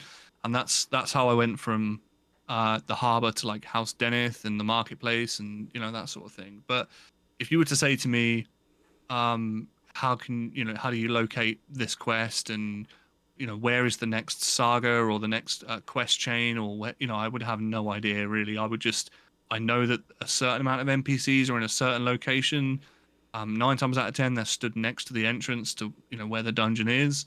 But if you were to say, right, you're questing now in a level 4 area, but you're now level 7, and I need you to move on to a different area, I would probably just have to, by trial and error, just go, okay, I'm going to go here and go here. Because as much as the Adventure Compendium says, well, actually, not to change the tune too much, but with the Adventure Compendium, it highlights the quests that you've done and leaves the quests grey that you haven't done, which I know to some people that might not sound strange, but to me, I would assume that, you've got a big yellow exclamation mark on the mini map to say, hey, I'm a quest, like, come and get me. But on your compendium, it's like big yellow quest means we're done, like you've completed it, I think it means actually with the yellow. I think it's just quests you've picked up. But it will fill Oh, out well, say the it says difficulty. your It'll say the status as well. difficulty. Yeah, it says your status as well. Like it'll Yeah, it say says like hard or elite if you once you've completed it. some of the ones that I've completed have been highlighted in yellow. It says status, completed, handed in, or Hmm. whatever it is. And that's when I clicked on the grey ones. I was like, huh, like I haven't done all of these. This is insane. And then it says, waiting to be collected or available or something like that. That was just something I noticed, you know. But yeah, as much as it's all kind of listed in tiers, because the demographic of quests in this game are so drastically different from one to another. You can't just sort of handpick quests that you think, oh, I quite like the idea of that, or I might do that, because a quest that you think, oh, I've got 15 minutes to play, I'll just do this, could end up taking you 45 minutes with puzzles and traps and all that sort of stuff. So I don't think it's not inherently difficult to navigate, but you do have to certainly put some time and thought into, like, right, where do I need to go? Where do I need to explore to find the next quest chain, or which NPC do I need to speak to? There are two NPCs in, I want to say it's House Deneth, and they're like, oh, just go to this place.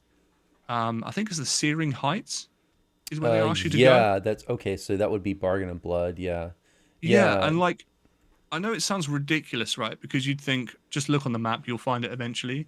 But when you're so used to like taking a quest and every quest is like big yellow arrow pointing you to roughly where the dungeon is, when something tells you to go out of area and you don't have any indication as to where that might be other than like a word that someone said, sometimes that can like throw you off a little bit. But I mean, all you can do is click back on it and it will tell you where to go. But Well, they yeah, used to have to run out of House Deneth to access someone and access that one. And sometime recently, they added if you talk to that NPC again, they'll teleport you right to the wilderness area okay, as you need to yeah, be yeah. in. But yeah, that was a weird one because and there's a few quests like that, but it's pretty rare where you talk to the quest giver and you actually have to leave like house D and go to a different area, for example. Yeah. To so I think the actual entrance for that is in.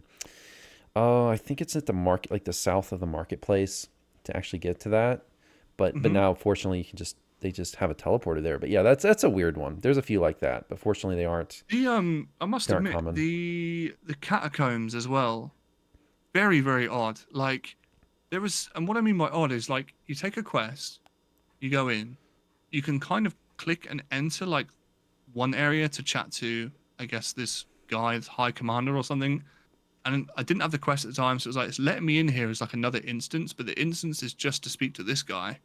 Then I've got to come back out, and then I guess you have to speak to a set amount of NPCs in the right way to get the right quests. But it just seemed to be that you've got this really cool crafted like open area, but it's all interwoven with just loads of random things going on, or at least it felt a bit random when I was doing it. Yeah, It just no, felt like that's really weirdly tied yeah, together. that's another one they recently tried to make a little easier because that's an old one where yeah, it's a little bit convoluted and it's easy to miss talking to the person you're supposed to talk to. Especially if you're just kind of skip like 99% of us who just kind of skip through the dialogue after the first time we've read it. But yeah, that's a weird one. But they try to add NPCs at the end of those quests that you can talk to make it a little easier, and they did that fairly Mm, recently. But yeah, that's not the best. That's not the best place in terms of navigation. They could stand, but yeah. I don't know if they can do much more than they've already done. But it's not great. That No, one's no, I know. confusing. I You really think, do you have know to what? Like, read the dialogue, I guess. yeah, I think that's inevitably how I got to finding out what I was doing, because I enjoy playing it slower paced. I enjoy taking in what's going on around me as well. And I think you naturally just, if you're happy to sit there and read, you'll find your own way anyway. But if people are so used to having their handheld and this is where you need to go and this is what you need to do, then that will suffer. That will definitely suffer a little bit, because there are even some areas that you go to where there'll be hardly any quests in that map because they're all located in a tavern, for example. And many people won't even go in a tavern. They'll just think, "Oh, I've clicked M for map, and there's no quest here, so I'll just go somewhere else." But you've got 5 or 6 NPCs sat in a tavern, all waiting to give you quests. That I don't know if it's something that it doesn't need changing, in my opinion. But I guess if people are looking for it, it could maybe have a little quest icon on the tavern logo at the same time. I don't know. I don't really know Yeah, how you maybe. can open that up a bit more. Yeah, they've been trying to do certain things. Like I know particularly with the harbor, they point you now more to Baudry Cardamom than they used to get you started. But um, it's just one of these things. Like with this game, you almost have to use the wiki to know like who to talk to and where to go. And the Yeah, compendium's there. If you don't want to use the wiki, the best thing you really can do is just sort your quest by level. And fortunately, if you click on the compendium, it will tell you. It generally tells you where to go, but it may not be as intuitive. sure. Yeah, as it should Yeah. be. Yeah, I mean, don't get me wrong, I've not really at any point felt I'm really lost. Like, I've got no idea where I'm going because there's always something going on. There's always somewhere you can go or somewhere you can level up. Or if you have done a certain quest before that is a slightly lower level, you can just up the difficulty and run it a bit more at a higher pace. So I don't think it's to any detriment to the game whatsoever. The game, unfortunately, it suffers with being a big game. You know, there's a lot to explore. There's a lot going on. There's a lot of people you need to speak to. It just you can't avoid that in an MMO space. Yeah, for sure. There's just going to be an inherent learning curve. I don't know. It's just one of the things that makes the game maybe frustrating for beginners, but also for vets, like awesome to continue play. Well, I wrote down a few other things here. So you mentioned XP Ransack. You mentioned the DDO store quest in Korthos. Um, I don't know. Yeah, but the DDO store quest, I've heard a few players. I know Josh Face pointed that out too in his video. I don't know if I really have a problem with that one, just because it does give you the 25 points, and that it is a game. It does have to make money to stay afloat. So maybe they could do it in more, maybe after Korthos. Maybe it's a little too soon. I don't know. What do Yeah, you that think? that was my only gripe, and I've got no issue. If I had issues with this game earning money, I wouldn't have subscribed to VIP, you know. But I just felt like it was way too soon. You get out of the tutorial area, you maybe have done the catacomb first or the crypt or whatever it is when you come out, and then one or two quests later, it's like cool, just click on that button there where it says store, and this is where you can buy shit from for actual money. And I feel like it's a good segue, like it's a quest within a quest, and I really enjoy that. It gives you the points. It's not saying you need to spend money to complete this quest, but I just felt like, do you know what? If I'd have just had that extra half an hour's playtime, maybe I don't know, maybe you kill the dragon, or sorry, you'd finish the dragon quest in Korthos, then maybe you come back to town. It's like, hey, you know, you've had a decent amount of playtime now. Just so you know, this is here if you need it. You know, if you run out of spirit cakes or whatever, you know, maybe just that extension to give people a bit more to grasp onto. Maybe if they didn't make it a quest, it would be less immersion breaking. Yeah, possibly. Maybe Yeah, just make it a tutorial. just give you an Just say ability like, on your hey, bar that here's you the just store. If press you it. want to buy something, you can buy it here. I make it a tooltip. I don't know, but Yeah, yeah, maybe it just kind of rubs people the wrong way. I guess I understand that it being a quest. just It's like like worm it into the feats and stuff. You know. yeah, yeah, something like that. Worming into the game in maybe a less immersion breaking way. Yeah, and again, it wasn't. It's not a negative because at the end of the day, like I know the game's got to make money. These people have to live. Like whether they're a small team or a massive team, people need to pay their bills. People want this game to stick around. But yeah, it's just I don't know. I mean, like if you've ever been to like a car sales lot, you know, and you've just like stepped foot on the forecourt and you have no idea what you're looking for, but instantly it's like, hi, how can I help? What are you buying? What are you interested in? You're like, just like let me breathe just for 5 seconds and then I'll Yeah, like kind of let you know, that sort of feeling. exactly. Yeah, because it can be like one of the first things you see if you just run straight from the spawn point there to the tavern. Yeah, yeah, yeah, Can be. yeah, yeah, definitely. Okay. Well, I know I've been going for a while here. I wanted to get through a few more things though. So you mentioned like terminology, and I never know as like a vet player, like because there is certainly certain acronyms we use where we're like it's hard to put ourselves in the shoes of a new player of like, oh, you don't necessarily know what DC means or AC means or imbued die is. Like, have you had Yeah. any? How much of an issue has that been for you when you're just like Um, reading about the it's game? it's nothing more than you can just Google, you know, like Yeah. if we're being real, every issue that any new player will have with this game, you can just Google. But I feel like anything that you have to go out of your way, out of the gameplay experience for, you run the risk of losing someone's interest.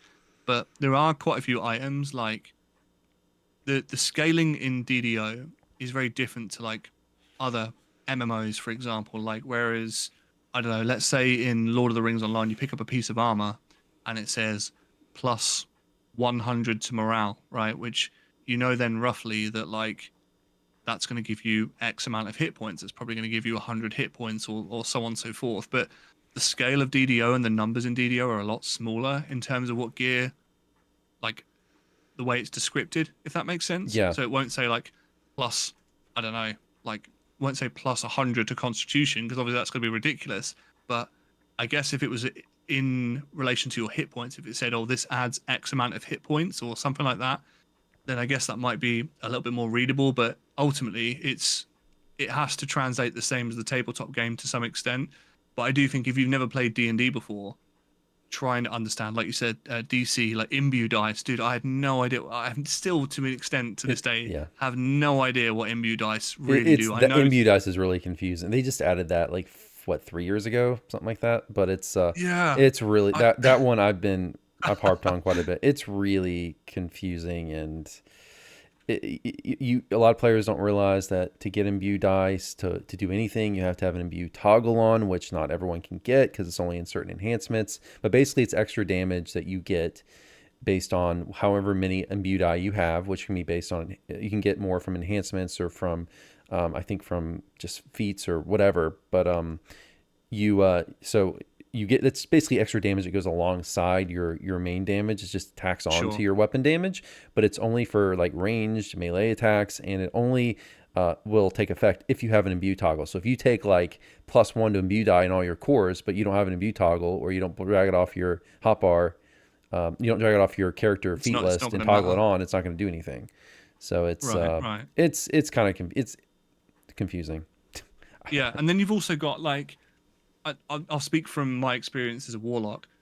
If you hover over spell damage, dude, the category of spell damage is fucking mind-boggling. Hmm. Like, there is probably a list of about 12 different types of elemental or spell damage. You've got universal spell power, sonic, acid, fire, negative, positive, evil, light. Like there's just so much stuff. And bearing in mind, they're the ones that I can remember because I'm brand new. But you've got all of those to contend with. Well, fortunately for that, most casters are going to be focused on just like one or two. Like if you're a fire Yeah. sorcerer, you might just really Hmm. care about fire. If you're a healer, you're only going to care about positive. If you're undead caster, you're going to care about your negative spell power. So fortunately, it's, I don't think it's too confusing on a build basis. But yeah, if you don't know like what does what, it can be pretty bad.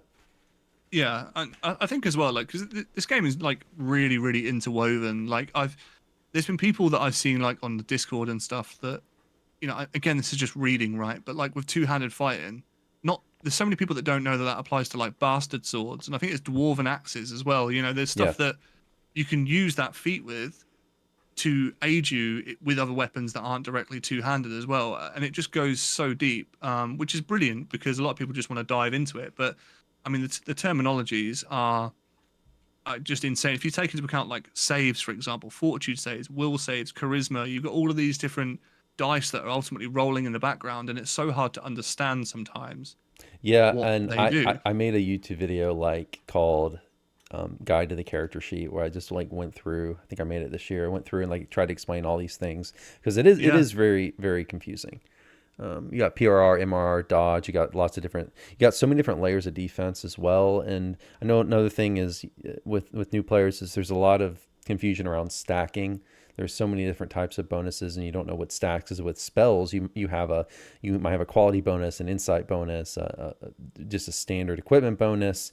It's it can get really complicated really fast because it's not always intuitive, and there's exceptions no, sometimes on in terms of what stacks and what doesn't.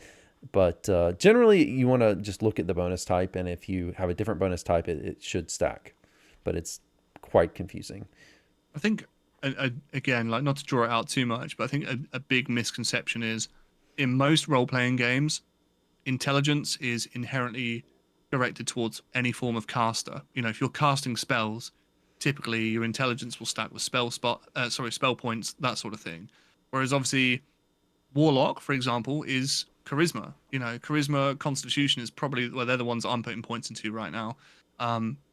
But yeah, it's just kind of knowing. Like, I wouldn't have known that obviously if I didn't do the research, and you have to go a bit more, I guess, below the surface level for these things. But although there are some great explanations in game, and you could argue that, dude, like just play D&D and you'll like work out what it is. And I fully appreciate you need to immerse yourself.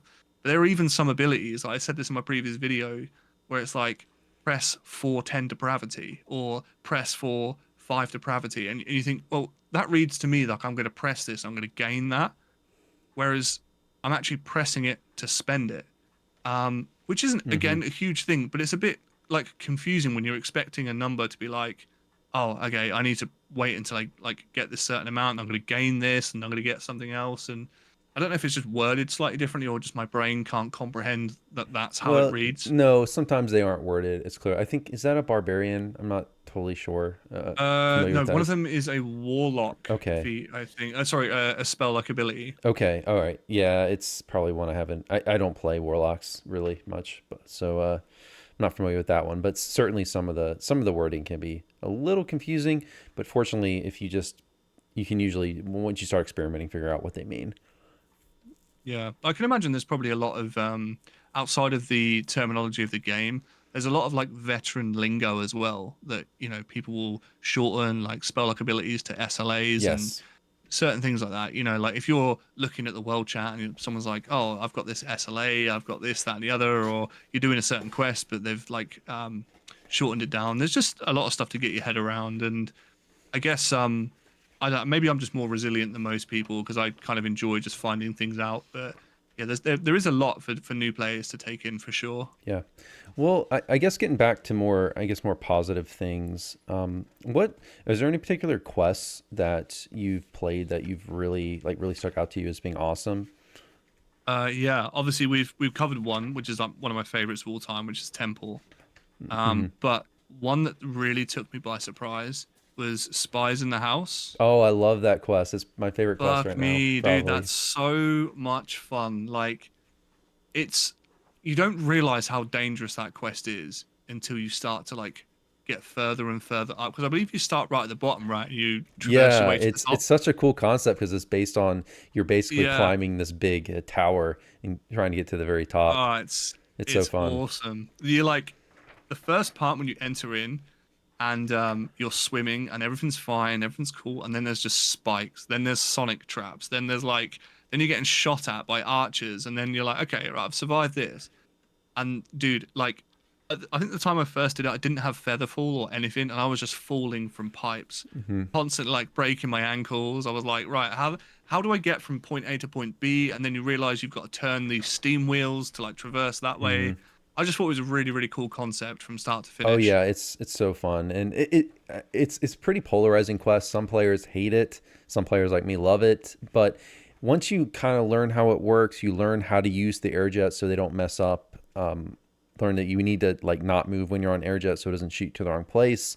Once you learn, how it works and you don't fall constantly, it gets to be a lot of fun. But if I understand where a lot of players are coming from, where they get knocked off and they fall to the bottom constantly. But there is a learning curve. It can be frustrating at first. But once you learn how to do that quest, Yeah, it is a there blast. And I wish is. they had more I would quests like that say in the game.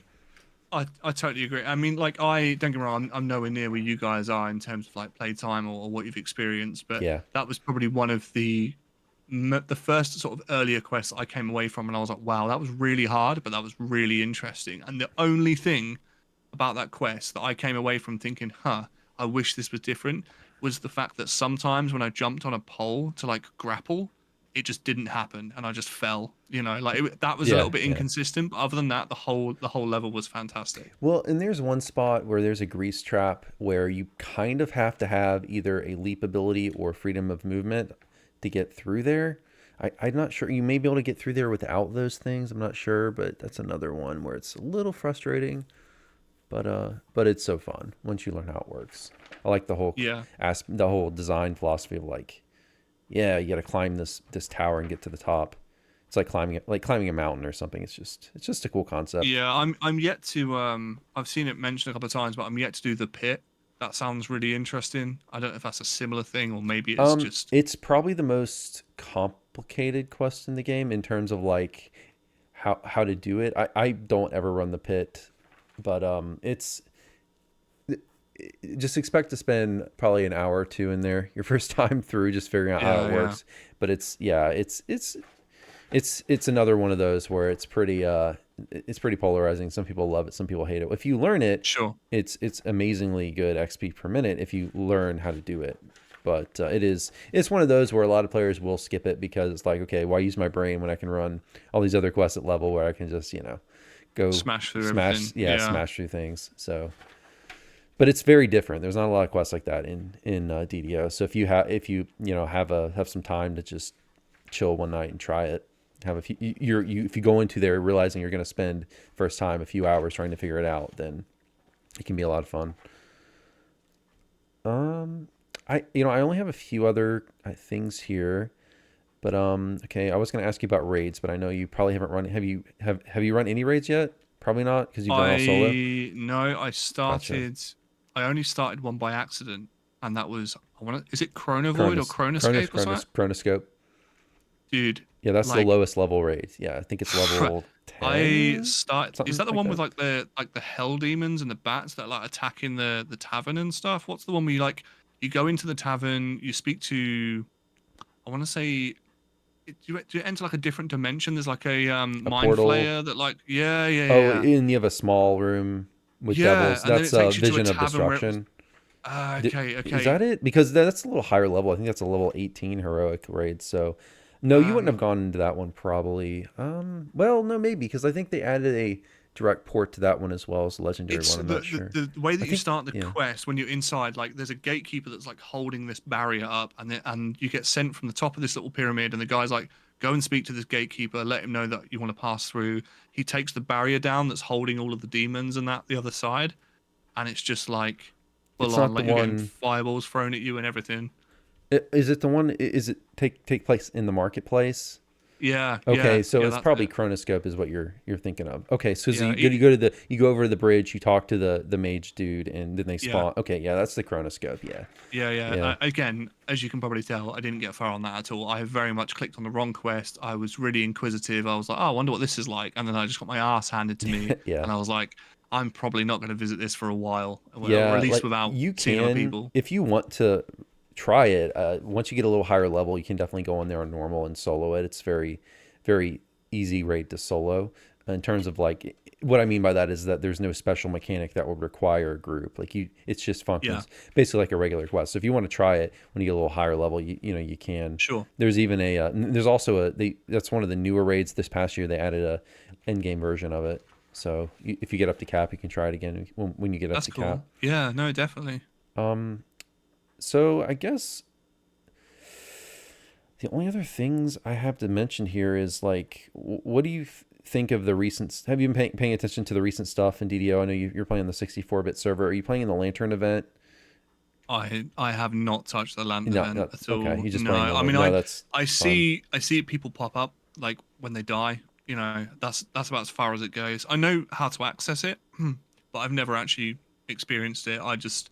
I kind of wanted to get my head around the standard gameplay loop first before I jump into anything that takes me out of the immersion and into something totally different. Yeah, no, I think you're doing the right thing. You can, if you want to, take a lantern and you could equip it in your one of your cosmetic slots, but it would make the game harder because to participate in the event, you got to kill these mist stalkers that will spawn, and they only spawn if you equip this lantern. So, but just starting out, you're gonna make the game harder on yourself if you do I that. think that was And probably a similar thing to what they did with the legendary servers on LOTRO because they made all these. I don't know how familiar you are with Lord of the Rings, but they made these ring wraiths just spawn at random times throughout the yeah, world, and they hmm would be like massively scaled up in terms of damage. So unless you were running like a certain class that was meta, you would struggle to kill them. And people were just like, "Yeah, this is cool for the first few that spawn, but after a while it gets really, really tedious." So I wasn't sure if it was the same thing. I'm a little familiar with that because I listened to what DDO Players News, another DDO podcast, and they talked a little bit about that event in Lotro when they started bringing the Lantern event to DDO because they were comparing it. So I'm a little familiar Yeah. with that. But okay. Well, I guess the last thing I really have to ask you is there anything you want to ask? I guess is there anything you want to ask me as a new player? Like, why does the game do this? Or Yeah, I mean, I've jotted down a few questions. I'll try and keep it trimmed. I appreciate we're approaching probably 2 hours now. I'm taking more of your time than I need to, no, I no, guess. it's fine. Don't worry about it. Um, I guess my question to you is similar to what you asked me initially. what was it that drew you to DDO really early on in your early days? Had you already played Dungeons and Dragons? Were you playing other MMOs, something similar? I had played a few other MMOs growing up. I had no idea. Like, I played RuneScape as a kid. I didn't know what I was doing at all. I just ran around and looked at things. Basically, I had no idea how it worked. I did try what else? I've tried a few other MMOs, very short periods of time. Like I played WoW for like a weekend. I played LOTRO. I mentioned for a weekend, but DDO Yeah. initially 08, 09, it was really the first MMO I played, I guess, seriously, if you don't consider RuneScape. But yeah, I mean, it just stemmed from me having played pen and paper a little bit in high school and being really fascinated with D&D and thinking it was awesome and really interesting. So I just literally, like I said at the beginning of our conversation here, I just Googled D&D and I, I guess DDO was fairly new at the time. This would have been 08. So yeah, I just jumped in, downloaded it, and that's it. And I wasn't really, I played the game a little bit, but I didn't really get serious about the game until probably 2010, 2011. And then I think 2014 came around. And I started making YouTube videos, but I was no, I going to mean, say, when was the jumping point for YouTube? So that was 2014, right? Was that? 2014. Yeah. Yeah.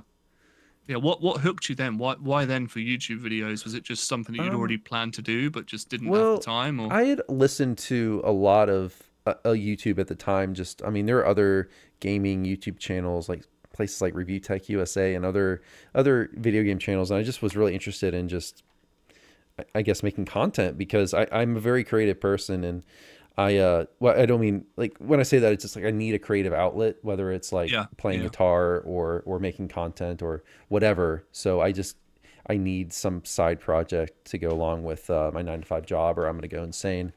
Yeah. So Yeah. so yeah, I mean, it just Yeah. started basically for me in 2014. Just I would basically just run a quest. If you look at my old videos, they're so bad. I would just run a quest and just ramble about what's going on in the game and what I thought of the current update. And I don't know, it just went on from there, and slowly the YouTube audience grew a little bit, and I got better at it, and just I don't know, before I knew it was 10 years later. I've still been doing this.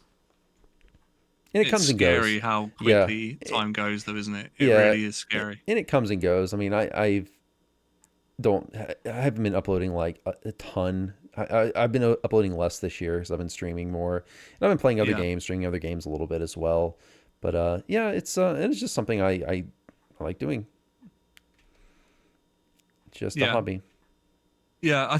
I think I'm probably similar to you in many ways, like especially the creative outlet stuff, because I used to work a regular 9 to 5, and then I just got so sick of the same loop that I decided to go self-employed and teach myself how to tattoo. So that's just what I do now for a living. So anything that I do on YouTube is just like tattooing before was just a passion and just a hobby. And when that became my actual job, it was like, oh, I've lost that creative outlet now. Yeah. That's now just work for me. So yeah, making YouTube videos has been a real passion over the last. I would say like I've had a YouTube channel for a while, but I've not really been solid on it and until like the past year, I would say. And I've always played like really niche, like older games, like Fantasy Star Online. Some people have heard of, some people haven't. So that's a really old Dreamcast game. Obviously, Lotro is what I mean. I dread to think how many years old now. What didn't it come out like?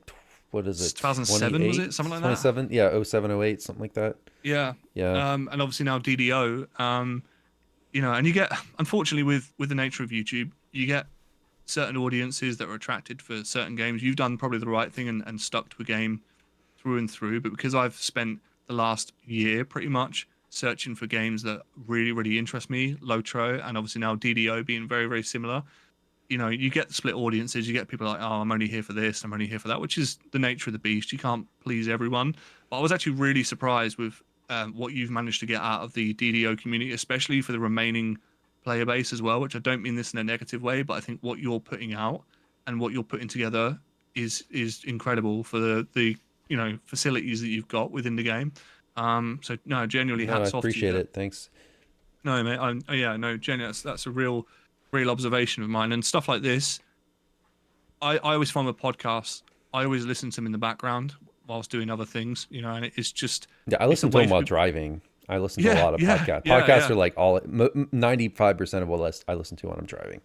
Yeah, yeah, I completely agree. And it's just, I think it's another way for people to stay in touch with the community without directly having to reach out or do anything, you know. No, I love But yeah, podcasts. That's why I started this one. It's just like, well, let's just start one of our own. And there used to be a little more podcasts. I know ever since Patrick stepped away from DDO Cast, it's not been, because that used to be a weekly podcast. So when he left, and I know DDO Cast still is a thing, and they still put out episodes sometimes, but it's not like all the time like it used to be. So there is definitely a void there, I think, for podcasts, and there's plenty of room for more DDO podcast content. If anyone else in the community that's watching this wants to create a DDO podcast, like there's totally room for it.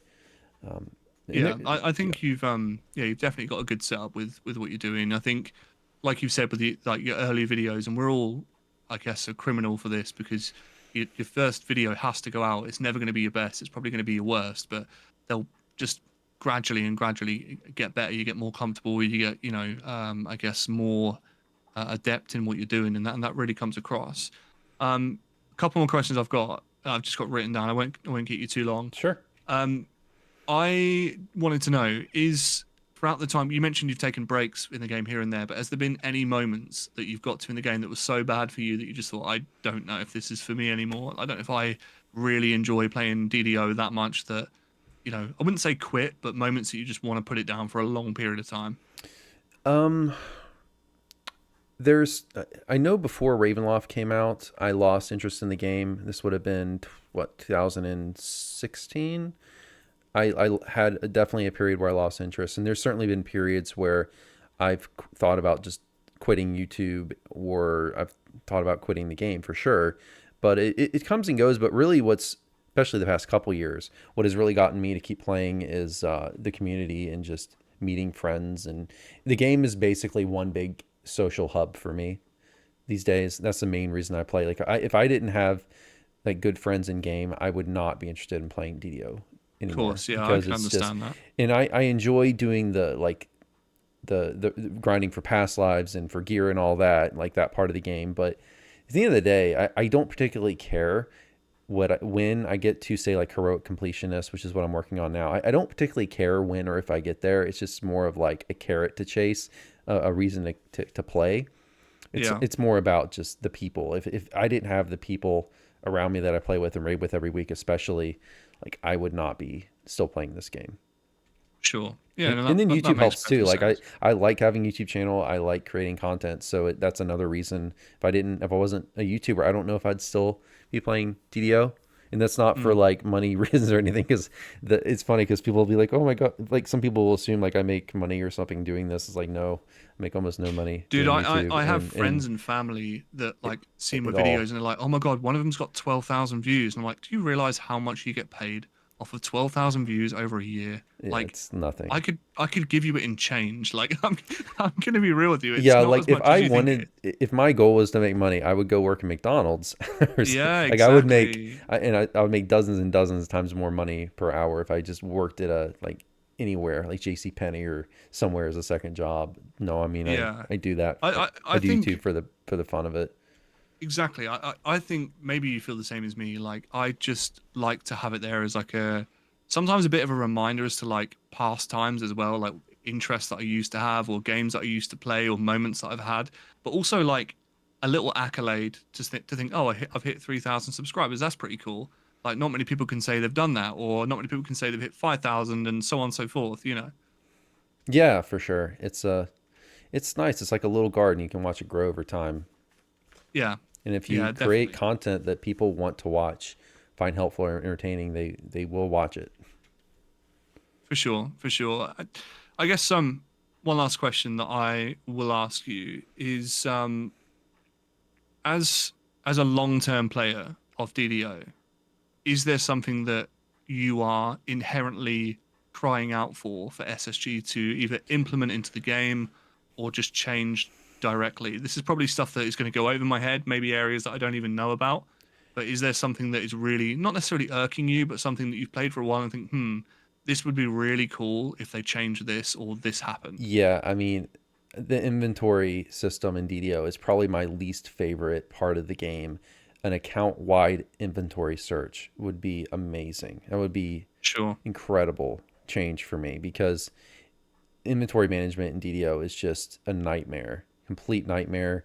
Um, Having to, especially after so if you want to do a reincarnation, they throw everything into a reincarnation cache, and before you can do another one, you have to pull everything out of there.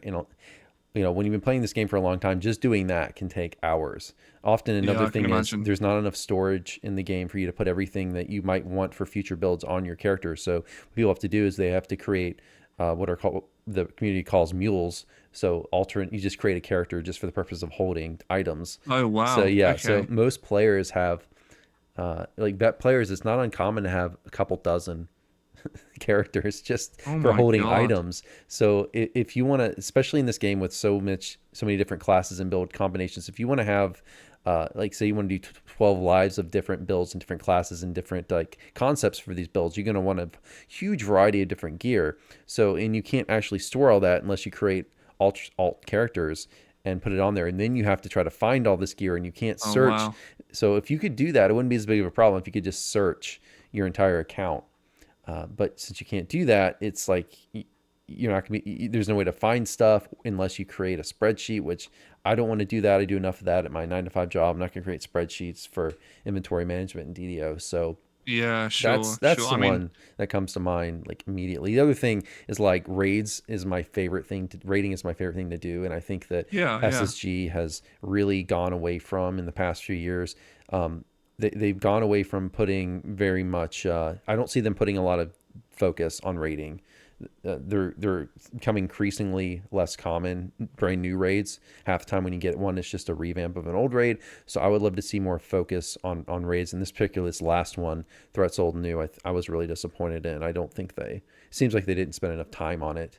So I would like to see them put more focus on raiding, creating new raid content.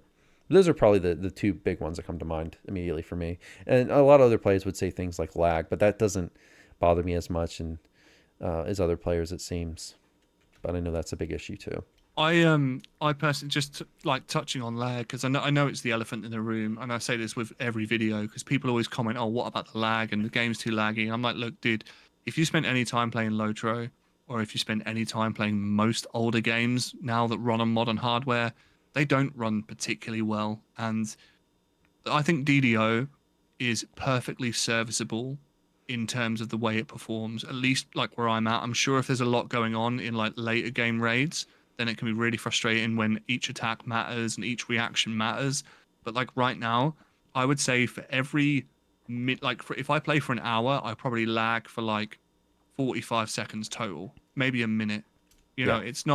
it's not horrendous at all. I've had actual moments in Lotro where I have actually got up from my desk, made a coffee, came back, and I'm still stuck in the same spot. Like DDO is not in a bad spot for lag compared to, it's not. Don't get me wrong. No one wants a game to lag at all. But in terms of performance, I really don't think it's that bad from what I've experienced. But it's the nature of the beast, unfortunately. It's the nature of the game engine and the way it's coded. There's nothing you can do really. Well, I can't really defend them too much especially the past month, since Night Rebels has come along for whatever reason. The game has been performing really poorly right now, and I'm someone who it doesn't seem to, I'm not nearly as sensitive to lag as other players seem to be. I don't know if that's because I grew up playing a lot of badly performing games. I don't know if that's because I don't play any other MMOs, so I don't play the new ones that probably have much better performance. What I'm thinking is happening here with a lot of players who tend to complain about it a lot is they're coming from newer games and then going, or maybe they play multiple MMOs and they can really see the difference. Maybe for me, I'm Mm. just ignorant to the difference because I don't play other games, so I'm just so used to this in DDO. But I know it's something that certainly is it's not in a great spot right now, especially with the Night Rebels thing going on right now, which is, I don't know what's going on with Night Rebels. I think the devs have said that it's not Night Rebels, but ever since Night Rebels came around, the lag has been bad. But hopefully it Yeah. improves, especially on Coromir. I know it's been not Oh, great. it's not good. No, Yeah, I and mean like yeah, I must admit, like as much as I've said, over an hour of playing, there is X amount of lag, but there is currently no difference, at least to me, there is no difference on a regular. I guess it's fair to call it a regular server, one that isn't the 64-bit. There's no difference to me between the time that I've spent playing on a regular server and Cormier. I've not noticed a difference Well, at all. I know when they initially launched and they shut Cormier down, they had an issue with optimization where like all the players were for whatever reason running off of only like a small portion of the hardware's Oh or the wow. server's Okay. capability. So that caused like massive performance issues. I don't know. It's probably a server. I would guess it's a server. It's an optimization thing that they can improve over time because the 64-bit server Mm. should be plenty capable of handling. I think it was I think Severlin, the executive producer, said something like 2,000 players it should be able to handle. So I bet they're going to improve at least Cormier over time. They should be able to. We'll see what happens, but I know it in Lotro, right? It's been really great over there. So I see no reason they couldn't Yeah. get it to work for I DDO as well.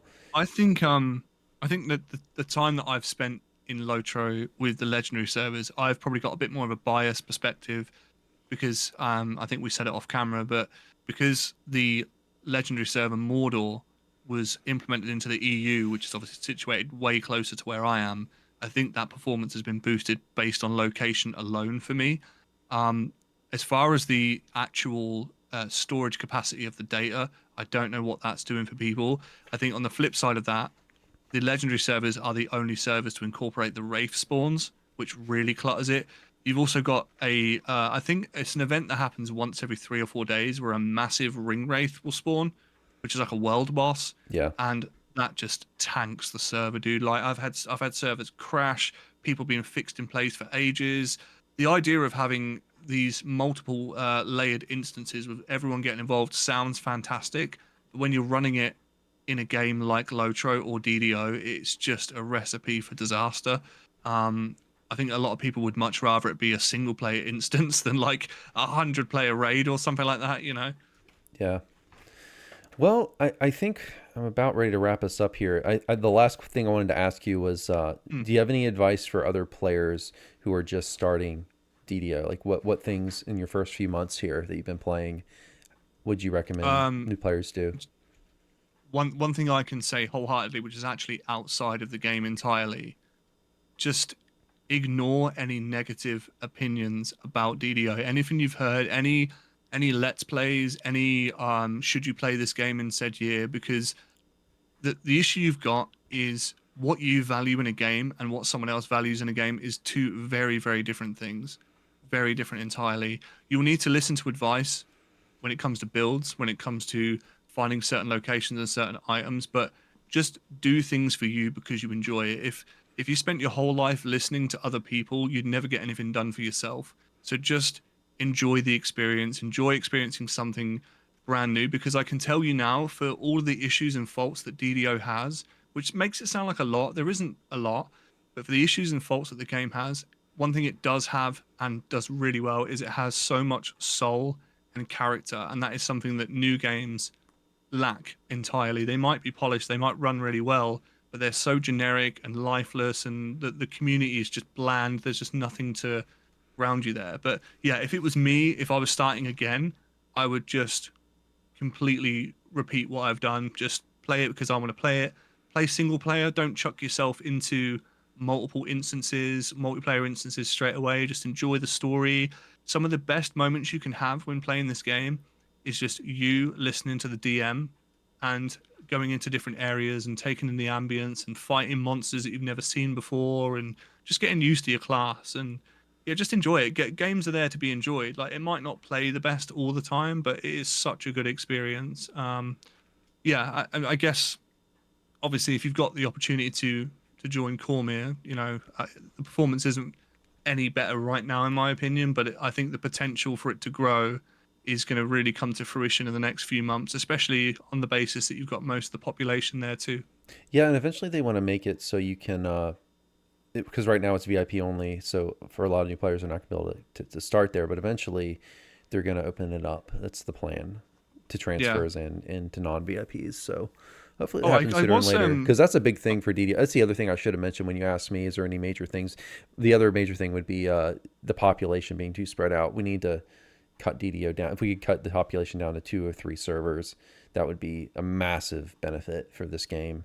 I did think about that the other day actually, because I thought it's all good and well adding servers, but if you've got a very, this is going to sound like a terrible acronym, but if you've got a very, very thin pie and you're just slicing this pie up even more, like it's just going to spread itself even thinner. Like you kind of want to just bring everyone together. You know, if you've got such a small foundation of players, I don't know how small DDO is. I've not looked. I've never cared to look because I enjoy it either way, but I don't know what the Yeah, I'm player base not. You is. you can look. There's a really good what is it called? PlayerAudit.com, which is a really good site that tracks DDO's population. But I don't know. I mean, maybe I would say probably actively playing what 5 to 10,000 players, something like that.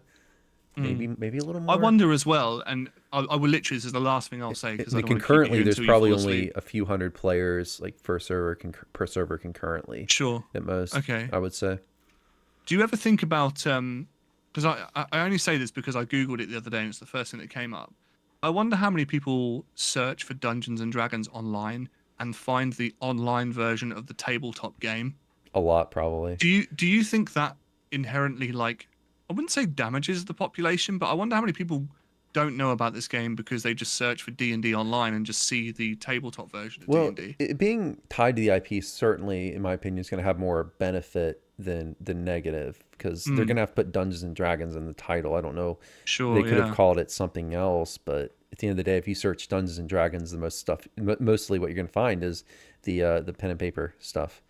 So I Yeah. don't Yeah, I really did that was just know. an observation. It's Yeah, just something I saw the other day. I don't know, maybe marketing wise, what they could have done to define it other than call it online. What's funny is if you go to the Twitch section for DDO, oftentimes you'll see like like not maybe not half, but at least like a few people in there who are playing pen and paper D and The D. tabletop Because game, yeah, yeah. they're not playing Dungeons and Dragons online. They're playing Dungeons and Dragons Yeah, online. yeah. You know, Yeah, they're yeah, playing pen and exactly. There paper needs to be online. like a little Yeah, hyphen or something, just to separate it. But maybe they could yeah, have I put just MMO in the title. I don't know what they could have done. yeah, I don't know. it's a weird one, isn't it? Because I mean, Lord of the Rings online is very safe because Oh yeah. there are multiple Lord of the Rings board games, so many board games that I didn't even realize it had. But there's no, from what I can see, there's no real like Lord of the Rings TTRPG or something like that. It's very much Dungeons and Dragons is probably uh, I guess a burden of its own success because it's only got bigger and bigger over time. It used to be the game that all of the lesser favored kids at school would play because they had nothing else to do. Whereas now, people that are wildly successful, considered cool, they sit there and play it like everyone else does. So yeah, I don't know. It's just something I spotted the other day. Yeah. Well, unless you have anything else to say, I'll just have you, if you want to just plug all your stuff, let people know where they can find you, and we'll wrap up here. Yeah, yeah, sure. So, yeah, well, first of all, Matt, thanks for having me. Genuinely, it's the Yeah, thanks for first taking the time. DDO.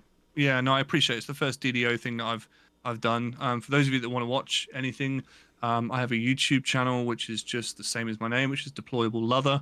That again covers anything RPG related, mainly Lord of the Rings Online, mainly DDO. It's a lot more DDO focused right now and will continue to be. I don't stream an awful lot, but if as and when I do, it is on Twitch under the same handle of Deployable Lover. Yeah, otherwise, I have a Discord as well that you guys can see on the channel that you can join. I'm in Axel's Discord as well. So, yeah, thanks for having me and I'll leave it there. All right, awesome, and I'll link all your stuff there in the YouTube description. If people want to check it out, they can find you there. Yeah, cool, man. I appreciate Yep. that. And all I want to say is thank you to my Patreon supporters, Brian Rasmussen and Brent Erickson. Thank you guys. And yeah, we'll wrap this one up for now. See you all next time. Take care.